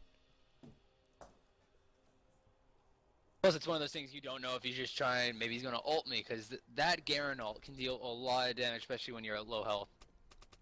All right. Well, sucks for the Garen. Really bad luck for the red team there. Things happen. But as we've seen on both teams, Gnar was actually the last one to DC before the Garen too. So, you know, just trading luck here. Just taking turns. We're going to see the dragon up in 15 seconds. I'm not sure that either team are tracking this. No one seems to really be rotating. Bot lane going back to their tower to try to defend it from Tristana, pushing hard on this, however. Sion actually coming down. It looks like he is going for this dragon. I'm not sure if he's just going to go for the dragon or for the Gromp, but dragon is falling right now. Yeah, Morgana was not quite able to hit Garen, but that's going to be a good amount of damage put onto him. He gets 3 procs of hyper onto him. I wonder if he's maxing that second. It doesn't seem like it's... No, he's maxing leap second, or the hop and crunch, which I really don't agree with. That hyper was doing so much damage. That was 3 procs right there that could have been on to Garen. Red team taking the dragon. Ram is rolling by, saying he wants to get a sneak peek and put his nose in there to try and get the smite, but backing away immediately once he sees the cannon is trying to aggress on him. Man, I'm actually really confused now by Gnar not maxing his W second. That's a lot of percentage max health that can be taken from Garen, and especially against a Garen, you want the max health because that's all Garen buys is armor stats. for an interesting change of things, we're actually seeing the Canedyr already building the Void Staff. He's actually going in and ulting and flashing onto FeTe2g and the Tristana, but not going to get the kill. Sion roaming in, pick up the kill actually for Canedyr, and Leona's going to stay under tower the whole time, not taking a single shot as she takes out the Tristana. Nara's going to be able to pick up a kill there onto Leona, and now he's going to go on to Ezreal, but I'm not sure they can do this. A good ult's going to hit 3 into the wall. Amazing Nart all right there, and they're going to keep going, but it's not going to be enough. It's still a 3-on-4 right now, and Ezreal is going to get exhausted, but it's not going to be enough for a kill. That was an amazing ult by Nar, but he was not able to turn it around. Very close fight. If they had a little bit more damage, anyone else, maybe even the Ram is floating around, it could have been in their favor to pick up at least 1 kill maybe. But it was it pretty much happened, and then everyone just watched. It was a shocker for everyone. Yeah, if Oriana was able to survive, a shockwave there just would have been outstanding. But yeah, I kind of feel bad for FeTe2g in this game because they've been camping him pretty hard. How many Sion ults have been going right down the middle? I believe I counted at least 3. We're definitely seeing, yeah, you're right on that. We're definitely seeing a lot of focus on him. His score is 1-4 as a matter of fact, and Leona even right now is trying to get the poke her nose in. She's got her ultimate ready. They're trying to shove down this mid lane, take this tower while they can. It's actually very low. Nara picking up top lane as Tristana's actually pinging the bot tower, but she sees Sion and backs off. Ram is roaming up top lane, but backing out as he sees the minions, and Garen knows. He has that bush warded. It just expires, actually.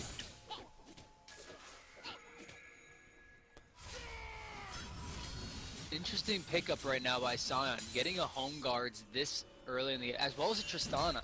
Getting home guards this early, I really feel like it's not really needed. Because, yeah, you get to lane a little bit faster and all, but 475 investment this early on is a big investment. And Morgana might get a little caught up, but a good binding is going to keep her alive. You're definitely right about the Tristana pick.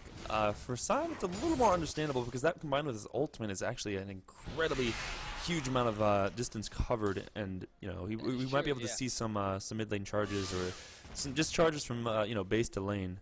He's actually going after Tristana bot lane. He has the frozen heart to slow her. There's no way she'll be able to out-trade him. Blowing the ultimate on her to get some good damage. Gotta get the full charge of his Q. Doing so much damage. Popping the shield, and she is not looking like she's gonna be able to get away. She did not have her ultimate flash or heal, and she already used her jump. Well, actually, immediately, as soon as Tristana tried to ult, so did Sion. But we'll talk about that later, because there's a fight going on right now. Sion is actually getting down to half health already, and he's really the only one. Oh no, he's dealing a lot of damage. He stops Nar mid-jump with his knockup, and Morgana is just zoning out Ezreal while this is going on. I don't think Ram is going to be able to get this. Sion is going to body block him so he can't roll away, and a good ult comes in down from Garen to stop that. And now they're chasing down on this Nar.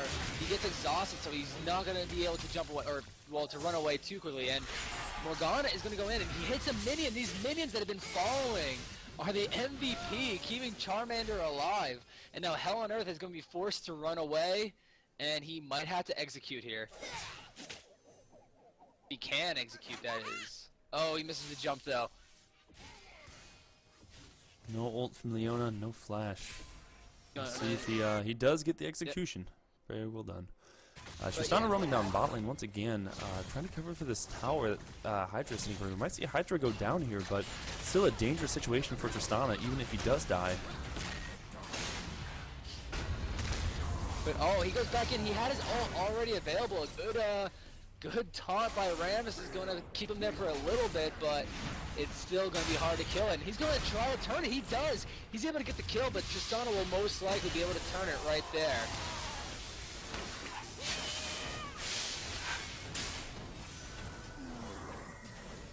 And oh, is he going to be able to survive? One more I was going to do it, but here comes Leona instead to pick up that kill. Seeing the teleport coming down from Nara. They're going to go onto this Leona. Leona did pick up the kill, but actually no, here comes Ezreal to try to save it. A good stun on the Morgana from that Leona ult, but here comes Nar trying to close him down. If only he's had his hyper charge, he would have got the kill earlier, but there it is. He's already getting a kill, and now Ezreal's in a bad spot. Good ult by Nar is going to get himself a double kill. But yeah, we were talking about earlier on probably 5 minutes ago when that Scion was going after Tristana. What Tristana tried to do was to ult Scion, and it seemed just before the ult from Tristana hit, Scion ulted so that he couldn't be CC'd away. So he basically canceled Tristana's ult. It was really impressive. It was like perfect timing.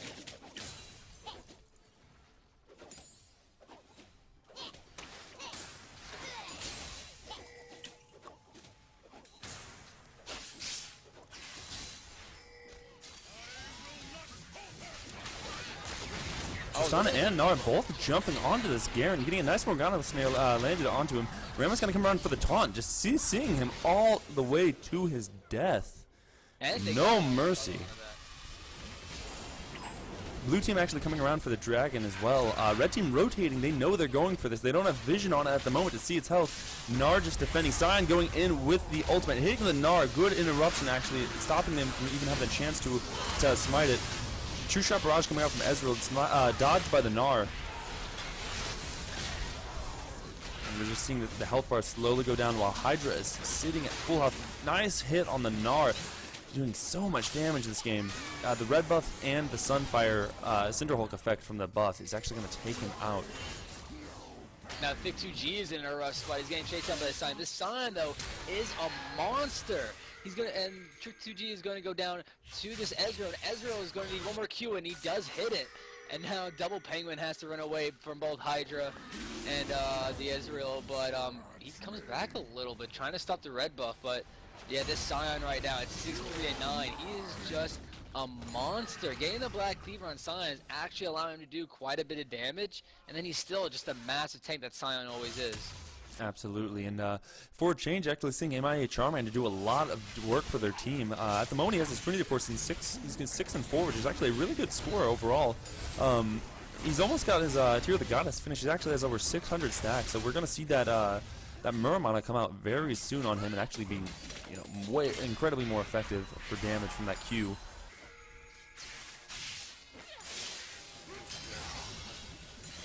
But yeah, it's still a close game. Roughly only 2.3 thousand in the head for the red team.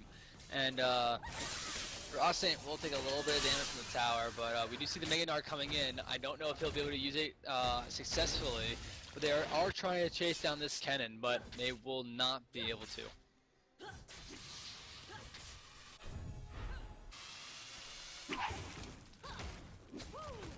Somewhat of a questionable build. As much as Thornmail does seem like, it is certainly a standard item for Rammus, it's not something people usually recommend rushing into. Especially against this team. This is not a very a very big auto attack heavy team. Yeah, absolutely. Not much armor would actually do very good for them. Overall, I think the best item he could have gone for, the Lockpick of the Iron Solar is a good pickup, but if he was going to go for an armor item, he should have just gone for another Randuin's Omen, like Gnar has. Or even the Sunfire Cape would have done well. Yeah, looking at the gold right now, we do see most of the gold being in the top laners, actually, surprisingly. And then Scion has so much gold right now. 2,000 more than basically anybody else. He's right now 15 out of 21 in kill participation. That is really impressive.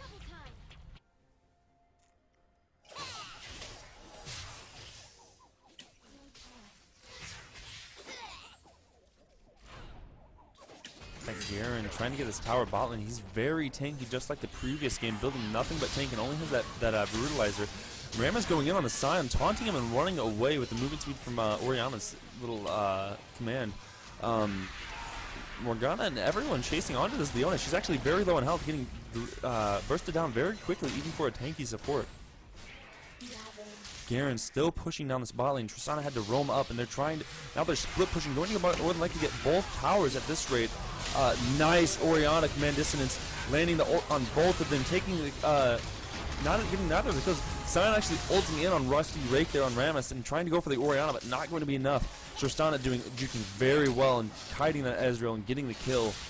Garen roaming up from the bot lane, but we'll see what happens here. He's spinning all over them.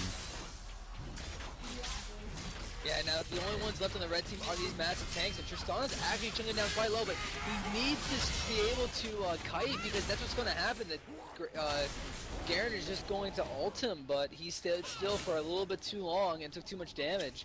But still, this is almost a pure ace. Tristana was the only one to fall during that, so that's a huge win now for the blue team, and now they are within 1,000 away from tying this game up. That initiation from the Orianna ball was a very good decision and very good communication with the team. Going in, well, not allowing them to take that tower, even though they did finish it, but not allowing them to take it for free and choosing to make an act in a stand right then and there to, and punishing them for their decision was a very good idea. And and blue team actually came out very well on top of that, even though they did lose the bottom tower and the middle tower. But no less, they were low on health, and they weren't going to hold that off for very long, but we're definitely seeing the pressure that red team has, using all of that tankiness from the Garen and the Sion to their advantage. Garen doing the same thing he did last game and just simply split pushing, and Sion just being a sponge, just using all his health. Yeah, that's really true. He's just tanking so much. But one thing to talk about is the towers right now. 5-1 for the red team. That's going to give them so much map pressure. But because of the 4 less towers that they have, it's so much global gold that they can collect and bring them back into this game. Once they finally collect those towers, I think they would actually be winning by quite a lot. I think just 1 tower will tie it up right now.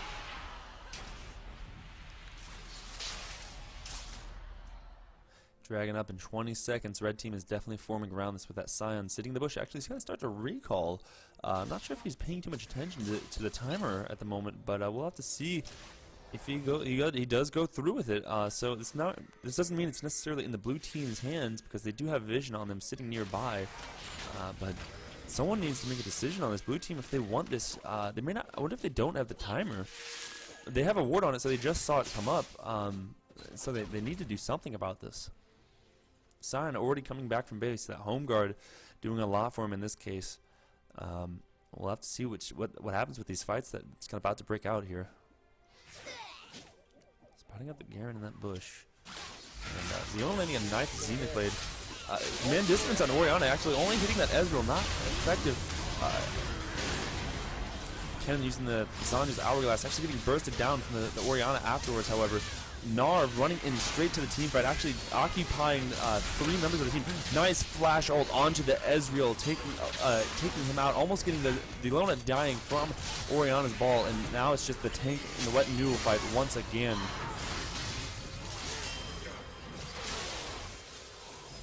These guys are monsters. It took them they just lost 2 people alone taking Garen out, and now they have to try to take Sion. He is a massive tank right now. He might actually be able to trade the kill on Orianna, but a good shield is going to keep him alive for now. And Morgana's going to try to pick up the kill, but no, his shield's going to keep him alive, and he's going to survive for now. But he's going to come back and go after that Orianna. And I don't think he'll be able to attack through the shield that's given. So all in all, a good fight, but the thing is, even after the blue team wins these fights, it takes them so long to kill Sion and Garen that they can only do like maybe get 1 tower out of it, or 1 thing, or like 1 objective on the map. And because of this, they need to, like, Kennen could come by and punish Orianna for extending a little bit too long. Gold lead actually going right back into the blue team's favor. This has been juggling back and forth between the two. Tristana soloing the dragon. This is very nice, but they need that second dragon a lot at this point. Now it's a 1v1 against the Ezreal. Can Morgana come in and help? No, not in time. Tristana is going to go down, but here comes Rammus deciding not to. It was a very interesting choice there by the Tristana to try to 1v1 that Ezreal. If Morgana would be able to hit a binding, that could have completely changed the team fight.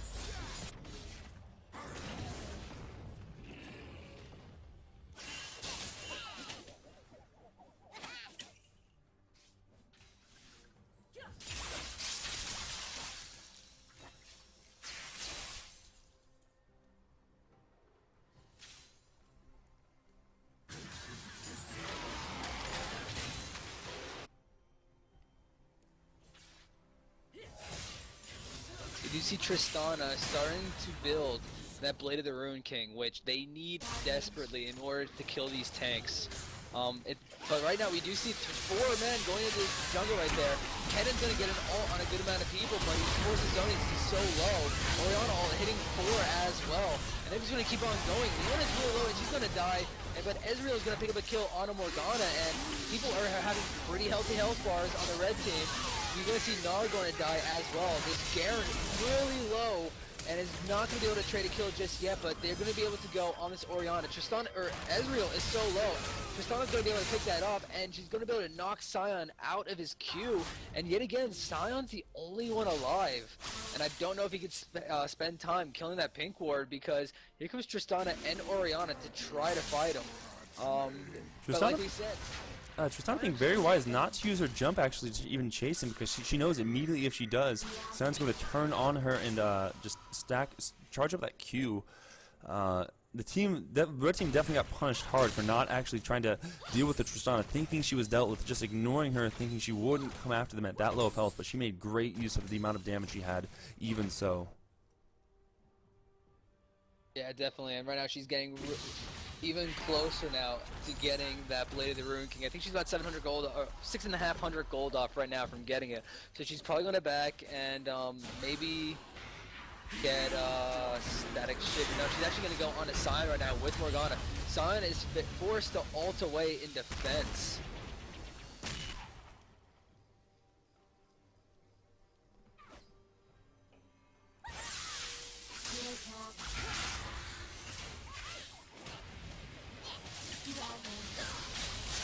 Blue team actually going in somewhat on this this Kennen, and Leona mid lane getting some decent damage onto the Kennen.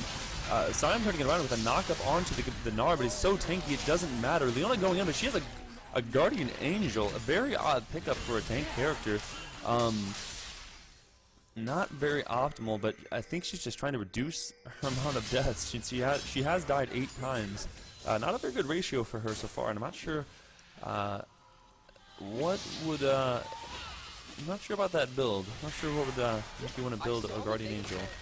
I saw the Negatron cloak and the chain vest, and I was going to ask you if you thought she was going to go GA, but I thought it'd be actually dumb to ask, because I don't think that's a good item on Leona. Yeah, that's true that she could come back alive and she'll be able to peel more, but I don't think GA is the right item now. Though. Absolutely, I agree. They definitely needed more. She needs more health if she wants to sustain more fights here. She's going to need a Randuin's Omen especially to make utilization out of her Zenith Blade Gap Closer at that. It's just not a very good pick for the red team. The team fights are definitely going in either team's favor at this point, very close, but blue team is showing they're scaling a lot better as they're getting these items, and Ram is having that armor. Gnar having a lot more effective use out of his Mega Gnar health and stats, and Tristana even surely but slowly getting that Blade of the Rune King and more damage than they even need. So we'll have to see how this goes. Overall, it's looking like it's going to be snowballing into, or not really even snowballing, but definitely favoring blue team's team fighting potential here. Yeah, the next fight is going to be interesting, because one thing about that Guardian Angel that they think about is they can't just go and completely destroy Leona and forget about her like they have been doing in past fights. If I remember correctly, Leona has been, if not the first, one of the first to die for their team. So if that happens again and they burst Leona down, they have to realize, okay, she'll come back.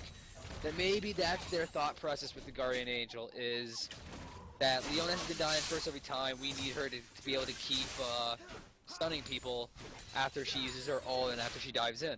Maybe, but overall, the only foresight I have, that may work out for them. It can happen. It certainly can. But my foresight personally is that more than likely it's just going to be popped, and then it's going to pressure his team to try and defend her, and it might have some people overextend or overstay their welcome and actually get themselves killed in return.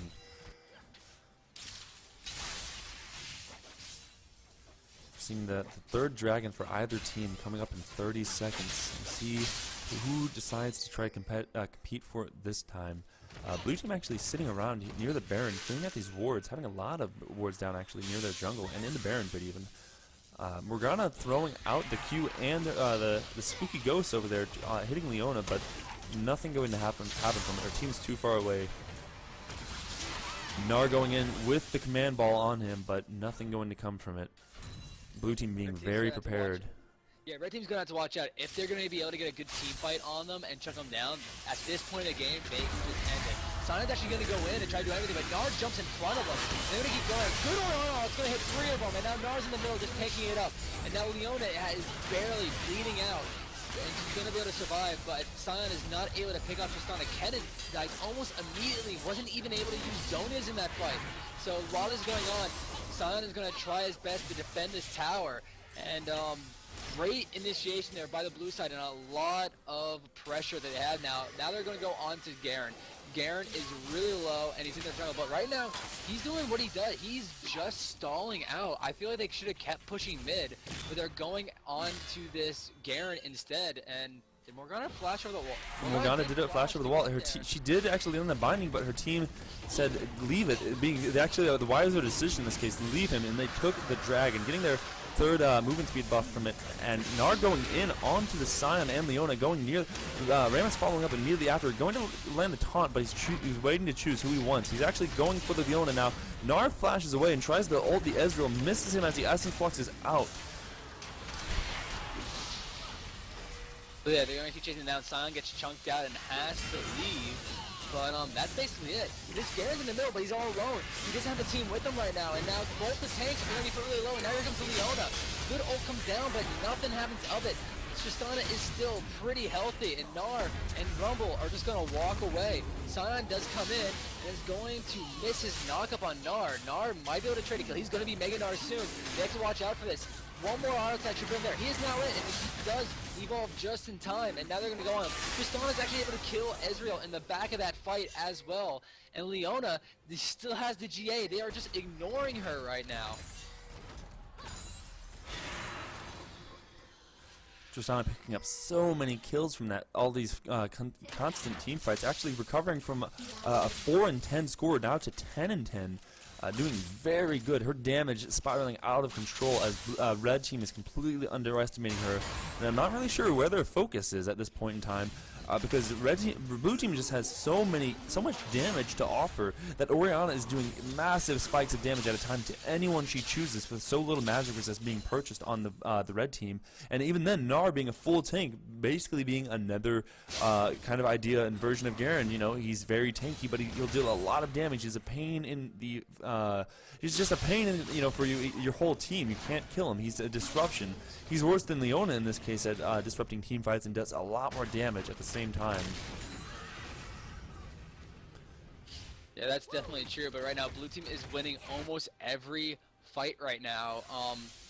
Red team has to try to defend it now. Kenan is going to get blown up again. A lot of damage going on, and he has to use his Zonias defensively. Doesn't even get his ult off, and this is going to be really bad for the red team now. Kenan got caught out yet again, wasn't able to ult Zonias, and this might be their inhibitor tower now. This is a lot of damage not there. They could tank whatever they want, but they just can't dish out. But it's a little too close. Is able to shield what she can, but it's going to take up a good amount of damage. Sion flash ults in, but hits maybe 1 or 2 people, and the team fight breaks out. They're all clumped. You're going to see people get really chunked down. Ezreal gets exhausted, and a lot of damage comes down onto Garen. He is going to go down. And now there's only 2 tanks and Ezreal left. They did kill Tristana, so there's a lot of damage away. But Orianna is still alive with blue buff, so there's the GA finally popped. But Ezreal, double buffs, is going to do what he can. Leona is just going to get stunned up immediately and most likely going to go down. That GA not doing too much except stalling time. And now Sion right now, tanking in the back line, not able to do damage to anybody though, and is going to go down soon as well. So Ezreal now, the only one. No, he's gonna go. Ooh, nice dodge out of that ult, but he's still gonna go down. Kenan is now the only one left, and this tower is gonna be really hard to defend. And I did see this actually be picked up as soon as he died. Immediately he purchased a Guardian Angel, and just like for Leona, I don't think it's going to do him any good. They're not winning. They're not losing team fights because they're not living long enough. Kenan's going to blow his ultimate, and then even if he dies, that's all he has for teamfight potential. He's not going to be able to stop multiple enemies, let alone maybe even one. Yeah, that I feel like the Guardian Angels on Kenan right now is just because he hasn't been able to do what he needs to in these team fights. It seems like he's getting in the middle and he's ulting, but then he's not Zhonya's. I don't know if he's forgetting about it or if he's just not timing it correctly. We do see Hydra there, I think DCing, and there's going to be the pause right there.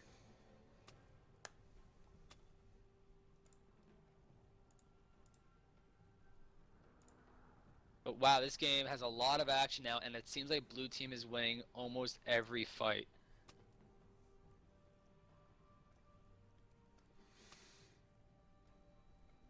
Absolutely, and on the note of the cannon, I think there's a lot of factors to consider.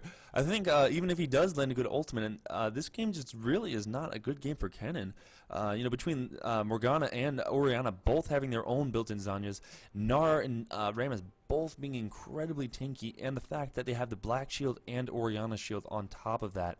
And even then, ARAMS already has built his Locket of the Iron Solari, a very good pickup for the enemy team to even further counter all that AoE damage. There's just little to nothing that Cannon can do against the enemy team here, being so healthy and safe and easy to protect with both of those shields available. Yeah, Orianna, like, the combos between Orianna and Morgana are two of my favorite things, because not only do they both give shields, not only do they have amazing AoE ults, they are just amazing. Like, they could pick off someone like crazy as well. Like, the combination between Morgana and Orianna, one of my favorites in the game. Gnar actually having the most kills on the team, doing really well overall. Like, he's like I said, he's just that guy. He's a lot like Garen, you know. He'll run up into your face, but he just has a lot more to offer. He can turn into range. He'll stun your team, throw them in a different direction. Just you know, he's just doing a lot. He's being and there. He's just been recently nerfed too, so he's still doing this well. Yeah. Looking like the last item on Orianna is going to be the Rylai's Crystal Scepter. Little Raw Saint whispering me saying LP Hydra vanished on us. They have no idea what happened to him. It's not like this is some pro player streamer where, you know, someone gets DDoSed or anything, but you know, internet problems occurring, guys. Yeah, it's either worst case scenario that he just completely lost everything and got kicked out of Mumble as well, or TeamSpeak as well. I completely, from what I know of Hydra, I 100% doubt he rage quit it. Hydra's not that type of player, so I will almost guarantee that he most likely had just a catastrophic failure with his internet. Absolutely. We'll see how long we have to wait, guys. You know, just bear with us. We're all here waiting with you, and this game has been very good so far. It's 43 minutes into the game, and we're actually seeing the dragon, the fourth or third dragon for whichever team wants it, in 1 minute and 50 seconds.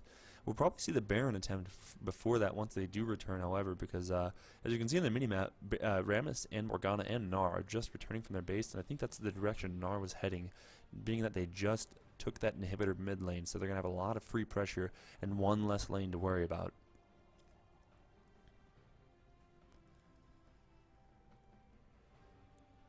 Yeah, and I'm still trying to figure out this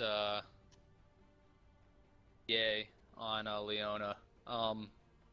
I saw I seen Leona's pick up GA like last item, but she picked it what, like third, fourth item? Yeah, I think it was her third item, and not totally sure what she's working for now. I'm not really sure actually at all. Kendall Gym doesn't really build into many items. The first thing that always comes to mind is the Zeke's Herald, and I'm not really sure about what else. I don't really build much with that item. Weird. Ezreal looking like he's gonna go for the Guardian Angel with that last item, picking up the chain vest, as you can see as well.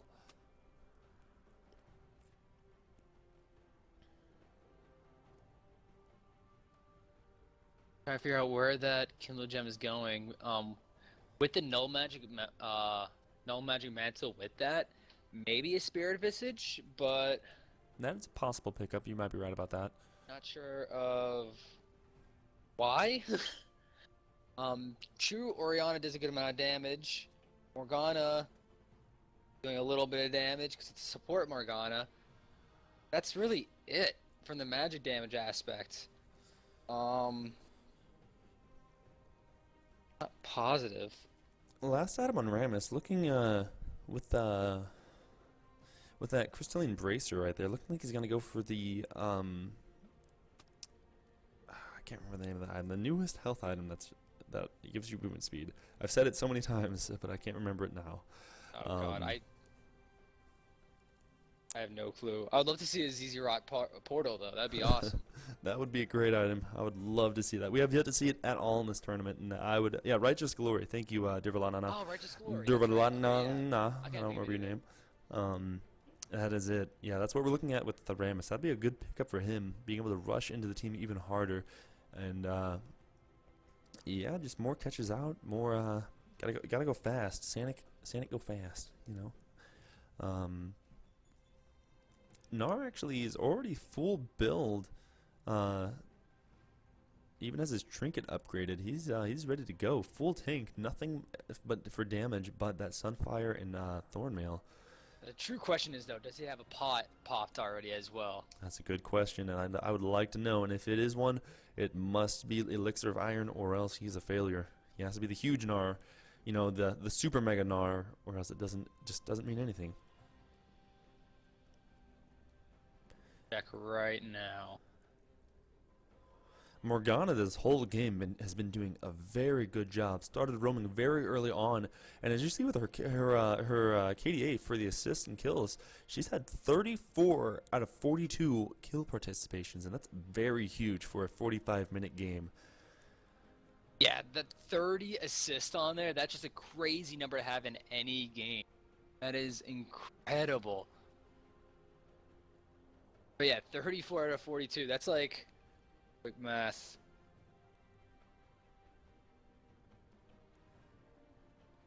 That's actually close to... okay, I'm doing a calculator because I think I calculated around like an 85 kill participation, but I think I did something wrong.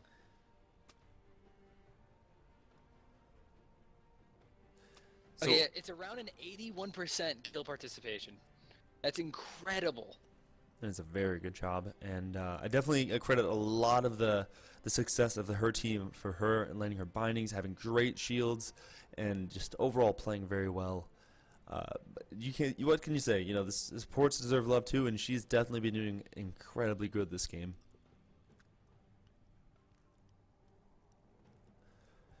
So overall, team versus team here, all things considered, you know, a lot of people have been talking down on the Kennen pick in the Twitch chat, and it's a pick we've definitely encouraged seeing, and I almost feel like we've influenced the pick in a way as well.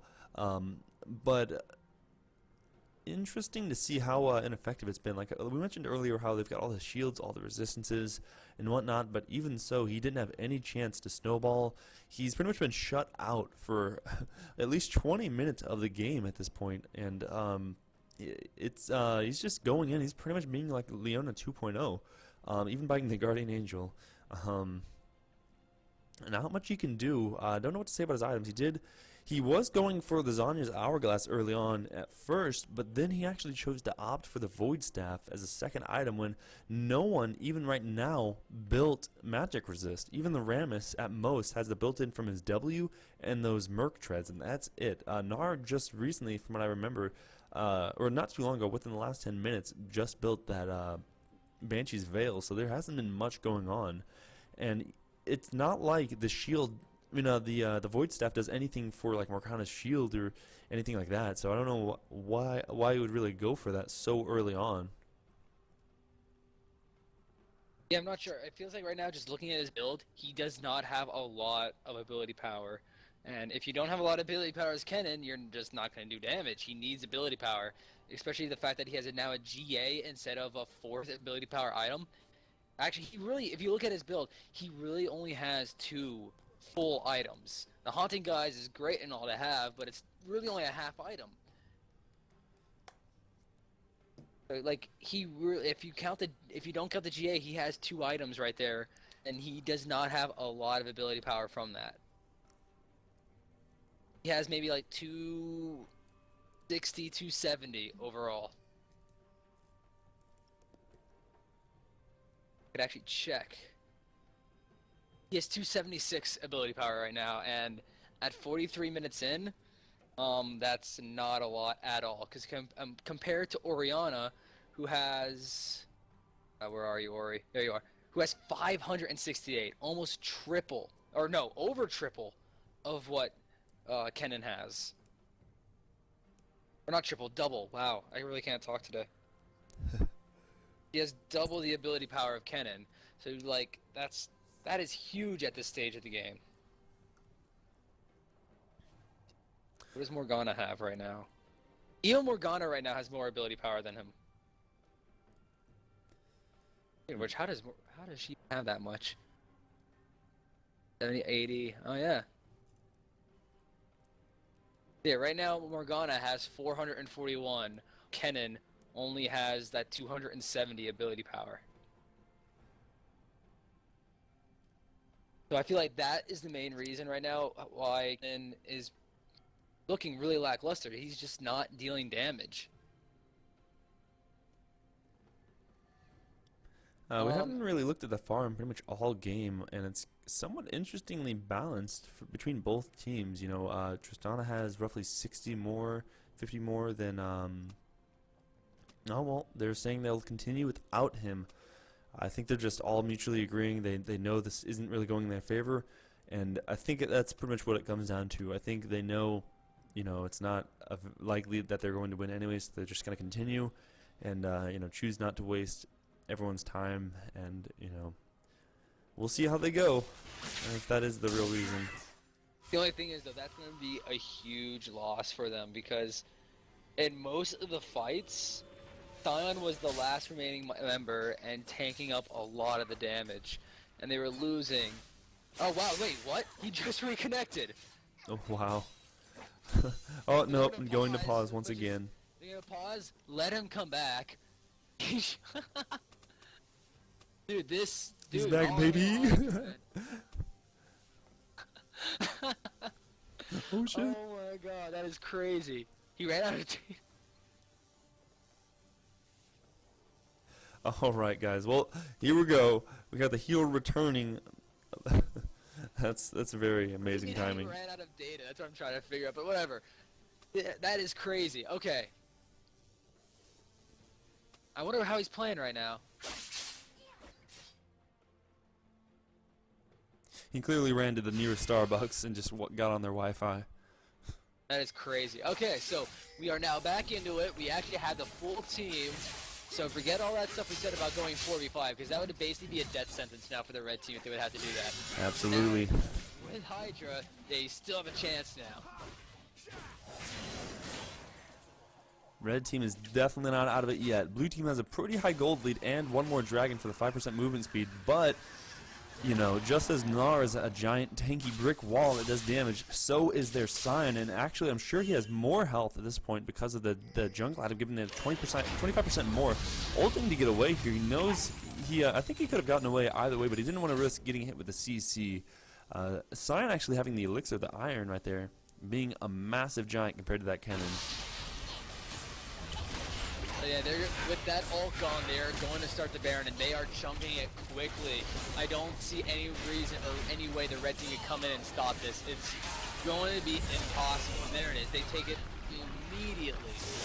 And yeah, Viezol comes in way too late, and they're going to be able to push down a lane now and easily get, well, not easily, but go for this next tower.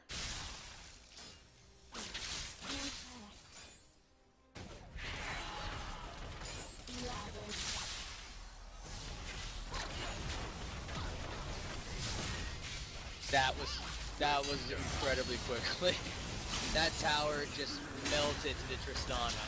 So it's going to be a lot harder to defend, but Gnar's going to go in, and Sion is forced to ult again away. This is going to keep going. This time you see Zonia's coming out of Kennen. Kennen is going to help kill the Tristana, but the GA is going to be popped almost immediately while everybody is still tanking. They lost Tristana already, so they're going to try to fight this. Garen is now in the middle of it, really low. Everybody is low on the red team, but they're going to be able to keep fighting this, and they will going to have to try to defend this tower. Tristana's not here. Tristana would have melted it by now, but this tower is still going down really quickly, so that is going to be a tower, and they have to defend their base, actually. Their tower's going down really low, and this is going to be an inhibitor for the blue team. That's 2 down now, and they might just roll to bot, but red team, they're going to try to start a fight. Sion is really low and not able to ult anyone.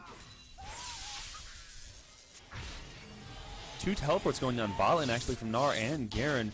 No one's standing back out on this one. Garen saying I'm tanky enough and I don't care, because they actually almost have the same exact build, apart from their boots actually, as a matter of fact. Garen in a tough place now with 3 enemies following on his trail.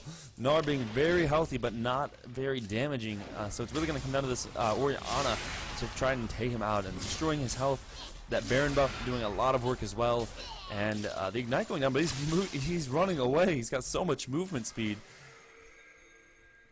Yeah, that teleport was interesting, but the main thing though, he's just biding time for the red team. Oh, here comes Rammus though. He did righteous Glorion? Yeah, he did. So he was trying to catch him as quickly as he can, but they are going to be able to catch us to this game. But he just wasted a lot of time for this blue team, and they were finally able to take him down. That was all the way from bot tower through the jungle, basically to blue buff. It took them that long. So a lot of time has been spent there, and they were able to push out minions out of their base. So they're at least surviving right now. Tristana picking up the 4th dragon for the pushing power, and 15%, I think it's the 15% more to, yeah, 15% more to minions and monsters. So not going to make much use of it overall, but pushing will be a lot easier for them than the enemy opponent at this, you know, with that buff. So we'll have to see how that synergizes with the Baron buff currently on them. And actually Baron just went off, but they definitely used that very well. They got the top inhibitor with it, and wow, Orianna just clears camps now. Wait, does Orianna have a Warmogs? Orianna does have a Warhogs. Alright, wow, okay, I don't know, but this fight's gonna start out. A good Orianna is gonna hit 2 people. That's a lot of damage going down already, and Kennen is going to die before Zonia's again. He was able to put that down. Leona's in the fray, but she's gonna grab for Zonia's pop. And while this is going on, Leona is going to be taken down. Sion is also going to die. He's going to try what he can. Garen's going to be the only one left standing, but this is going to be game. I can't see him defending this. Blue team is just going to push for the game, and they're going to go for the kill before ending it. And there it is. Rammus is going to get the last kill of the game, and this is going to be quickly now. The Nexus is going to die. Good job by the blue team, the Canedyr2g, to make it to the finals and win this semi-final game.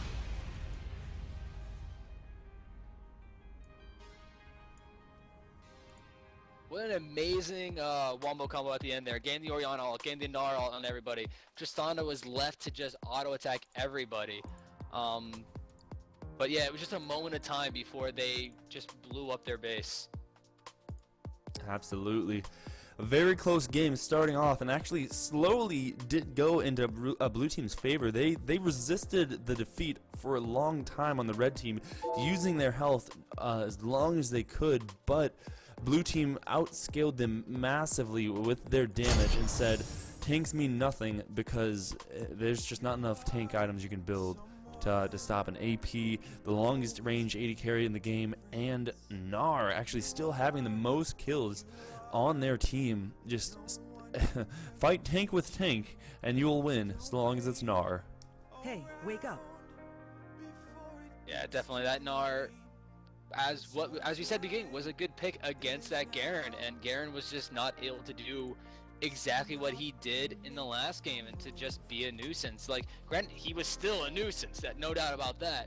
It's just that he wasn't able to just completely get away with whatever he wanted to do, and that's what happened in the last game. And this game, he was actually put basically under control. He wasn't able to just run around and, oh, I'm just gonna take your inhibitor now, you can't do anything about it. He tried at the end there, and it didn't really work.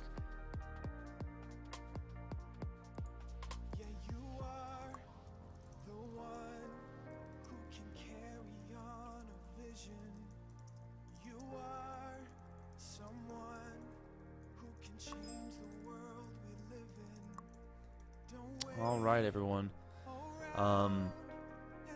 So we're very close to having this tournament over. We have 2 more places from the loser brackets that actually need to finish. The losers from round 4 who need to face off against Biscuits and Mana Pots. It'll be Damned at Team though, or Game Avalanche. And then after that, Biscuits, whoever wins against Biscuits and Mana Pot, or if they win themselves, will go against Mr. Beautiful Hydra in the semifinals. And then whoever wins that goes to face against the final team, which should now will go against our current winners of this recent match you just witnessed right now, Canedyr2g.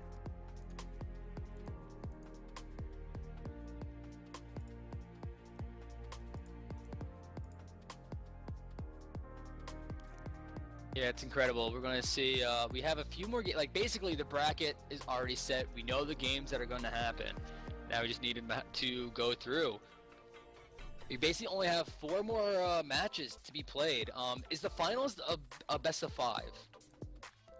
I'm not totally sure. Kit or Idney, if you could give us an answer on that. I'm not actually sure if you wanted to roll it that way, but we'll have to see. That'd be very interesting, and I think a competitive way to go about it. Don't know about this custom game here.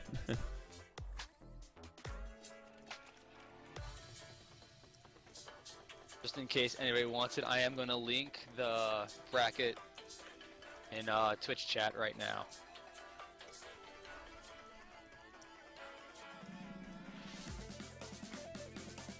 And I'll be putting up the bracket on the stream in the meantime. We were supposed to have the final, or one of the round 4 matches against Biscuits and Mana Pots, but apparently the team captain had other plans, and hey, wake up. Yeah, we're gonna have Idney, our tournament organizer, join the channel for us really quickly and just say some stuff about it. I'm not sure what he has to say, but you know, he'll tell us and give us an update on things. So, all right, sounds good.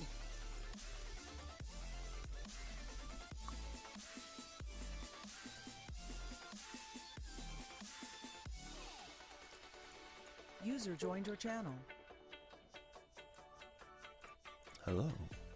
So, apparently the team with the Manapods versus Gentlemen Super Saiyans, apparently this should be the time that's most available for them to play, and the Gentlemen's team is had some difficulty getting contact with, and the captain of that team pretty much just, they had 3 options, and they basically just called it a forfeit, because I gave them the option to do either a 3v3 or 4v4, because that's all they could do at the moment, because their team is so difficult to find, apparently. Either just forfeit or do maybe rock, paper, scissors, I don't know. And they chose to just forfeit, because he's fine with it. He said it's fine, it's whatever, but he just chose to forfeit. But which team are we talking about now? The Gentlemen Super Saiyans forfeited, so they're out. But they already were out. No, it was updated, but that's because that's why I said they're updated. Yeah. I don't understand what you mean. Like on the roster, it shows that they lost Biscuits and Mana Pots already. Yeah, this is the reason why they lost. Okay. Was because of the force, because we're really short on time. This isn't finished by Friday, right? Yeah. You have until like the end of Friday to finish it. Okay. So it's not that we're just like really set on our hardcore schedule. We just really need to get these games going because since it's prizes through Riot, there's always strict regulations. They want a certain time, certain scheduling, and Friday, I guess, was our time to hand in our first place and second place and third place, I believe it gets up to. Yes. So we need to put down the results by then. So this is our best way of doing it. Yeah, and they figured that the team was not going to be able to get together in time, so he just kind of called. I told him that he's been pretty much calling the shots for that team anyway, so I just said, it's your call if you want to forfeit or try to do it tomorrow. It worked, but he said it's whatever. They just forfeited. I see. Well, a little unfortunate, but hey. No, the other game, I don't know. I think they might be playing tomorrow, so.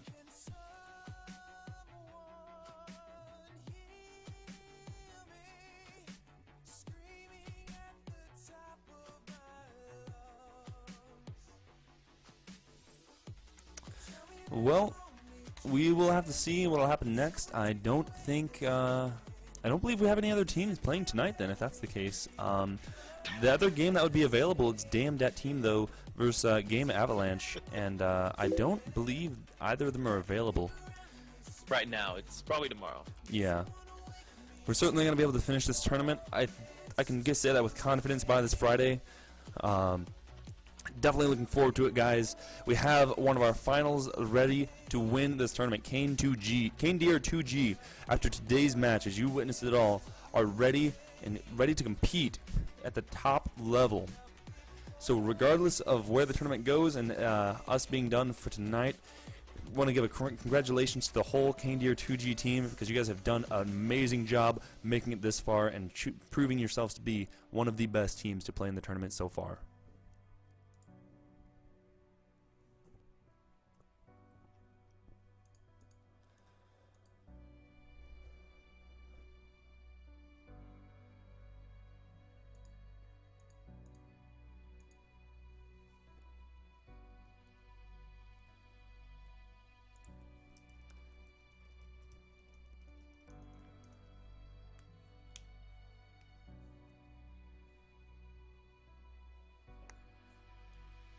Quick question: are we still live right now? Yes, we are still live. Alright, because Peter just asked.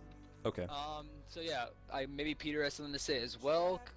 We will see what he does. But yeah, the games today were definitely really good. These teams might actually face again in the finals. They probably will, but we'll find out. Biscuits and Manapots is pretty decent too. So is that team. They did pretty good against Hydra, I believe, the last time they played. So we'll see.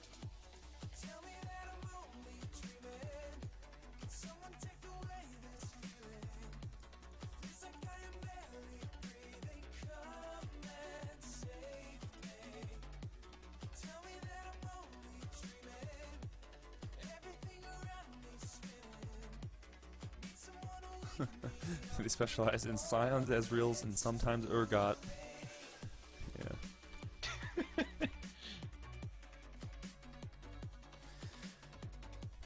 Ezreals and Urgot, what? Oh, Peter's doing a League Pool Twitch giveaway, as you guys can see on Facebook. I don't think he's said it in the Twitch chat here, so I'm going to read it verbatim. As you may have noticed, we have begun using our Twitch channel to start streaming our community games. I'd like to get a few more followers to give us a good start in the Twitch world. I'd also like to give back to you guys by giving out RP to 2 lucky followers. To participate, follow our stream, this stream, as you know, the 20 viewers are currently watching. We all love you. Like this post, which I will link if that's the case, and share the post, public privacy settings, because me, I have mine private, so I can't participate because fuck that shit. And comment your Twitch username and server. Note, if you followed in the past, all you need to do is steps 2 and 4. We will choose our winners when we hit 1.1k followers on Twitch. Good luck and have fun. And there's the link, guys. So you've got a lot of time. Don't feel rushed. It'll probably take us a good amount of time to reach the 1.1k. Maybe give it maybe a couple of days, maybe a week, something like that. It's getting pretty close. We're only we're less than 500 away. We're actually 2 away from the legendary 666 on my screen at least. But I'm gonna refresh and see how far we actually are. I'm at 669 at the moment. Ah, so we are past it, thankfully. That would have been pretty bad. Yeah, we're at 673 right now, so we're only 400 away. You never know. We could get pretty high up there, and who knows? Maybe we'll do something during our finals as well, during stream. So definitely come by and try to stop by for that.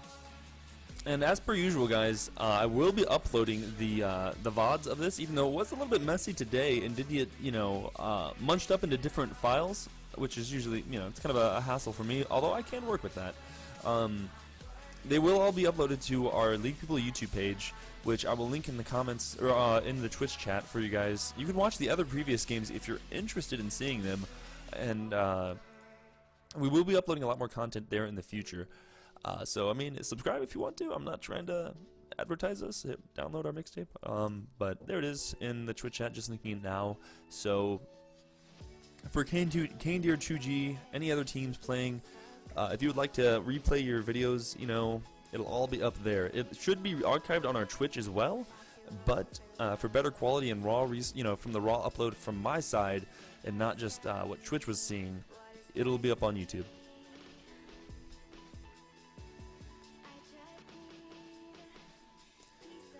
We appreciate it, RustyRake.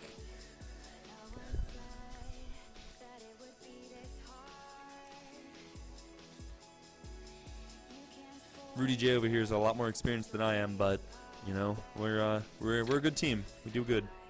Oh yeah, dude, you're doing. I was actually really shocked when you keep saying that. Oh yeah, this is only my second day of doing it. It's like you're really impressive for just starting out, man. So I can't wait to see when you get more experience. Me too, man. I'm hoping I go somewhere with it. Ready to start the fire. Ready to kill. You know, the fire. Yeah.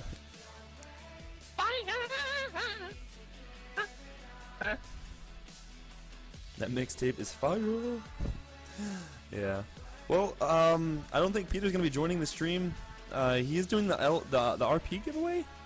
Yep. But I mean, that's not gonna happen tonight, and we're not streaming until we reach that amount. That'd be crazy.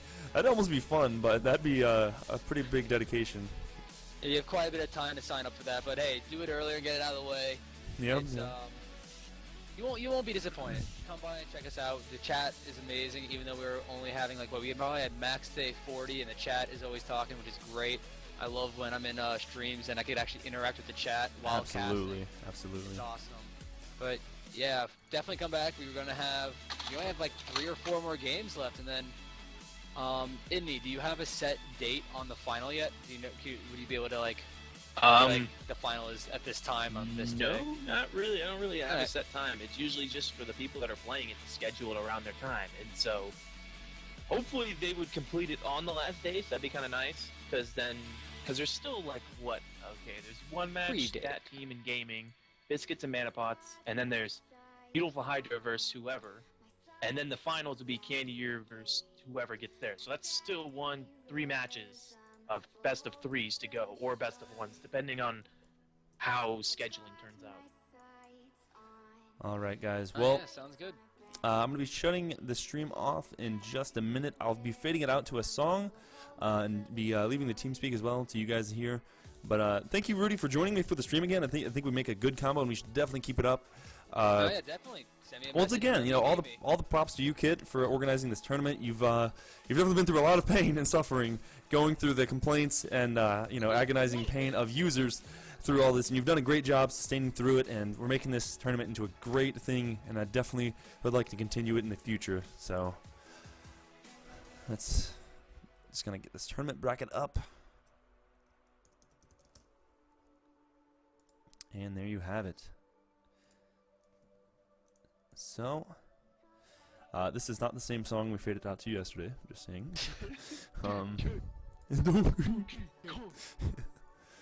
But, nah. Let's see. Oh, trying to cut this off to a good size, but I'm sucking at it. That's fine. I mean, that's fine. User joined your channel. Where's the DK64 rap? Where? He's got long feet. What? No, it's this Kong has no style. He has no grace. He has a funny face. All right, you guys. Well, I hope you guys enjoyed the stream. Yeah, Follow the stream if you enjoy. And you're really pushing that bracket up. yeah, I'm really pushing it up. But for you guys, wait, did it go farther off the screen? No, it's still there. I don't see it on the stream when I'm watching it, but yeah, we will be streaming tomorrow, more than likely. I don't know if Rudy J will be joining me, but I say most likely. I'll be around. Yeah, I will definitely be around as well. And watch out for the tournament. We have very few matches, as you can see, left on the bracket. So keep your eyes open. No, just take them out. And yeah, we'll see you tomorrow, guys. See you guys later. Disconnected. Peace.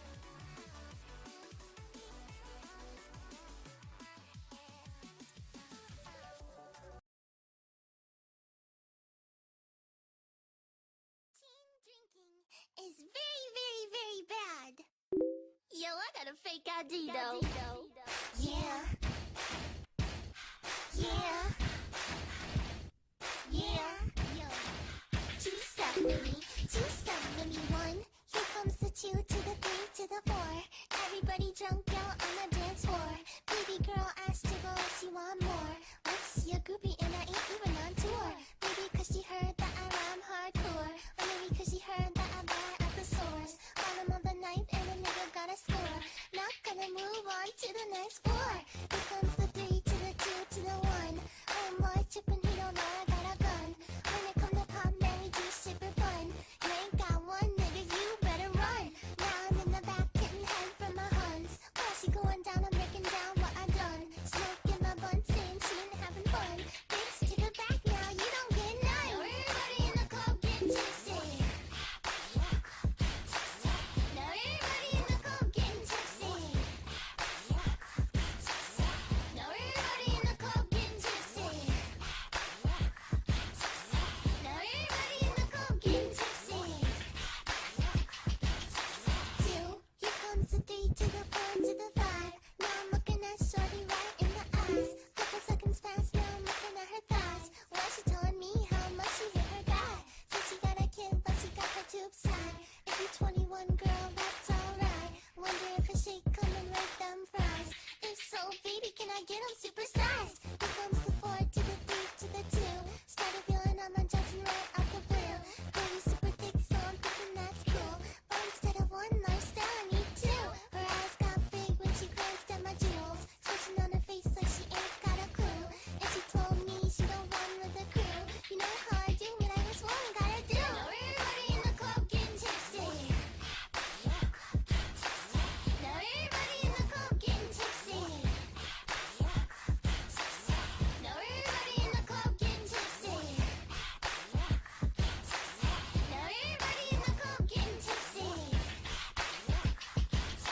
3, here comes the 4 to the 5 to the 6. Self-explanatory, ain't gotta say I'm rich. This single man ain't trying to get hitched. Nigga wasted on me, man, son of a bitch. Bust it all off, now I'm back to getting lit. Get the orange juice, man, this some good-ish. Homeboy trippin' cause I'm staring at his chick. Now he on the sideline staring at my click. Here comes the 5 to the 4 to the 3. Hands in the air if you can't jump with me. Come on this zip line, cut out them trees. Dude, I don't care, I'm a PAMP. Now everybody in the club getting tipsy. Now everybody in the club getting tipsy. Now everybody in the club getting tipsy. Now everybody in the club getting tipsy.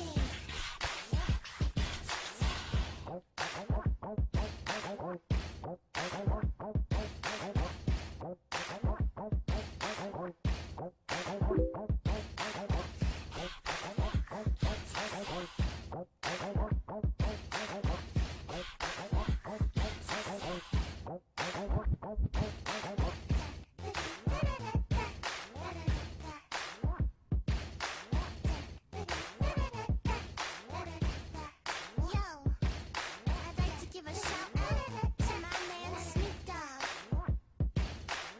Under Soul Plane. Yeah. Rip in peace, my nigga. Rip in peace.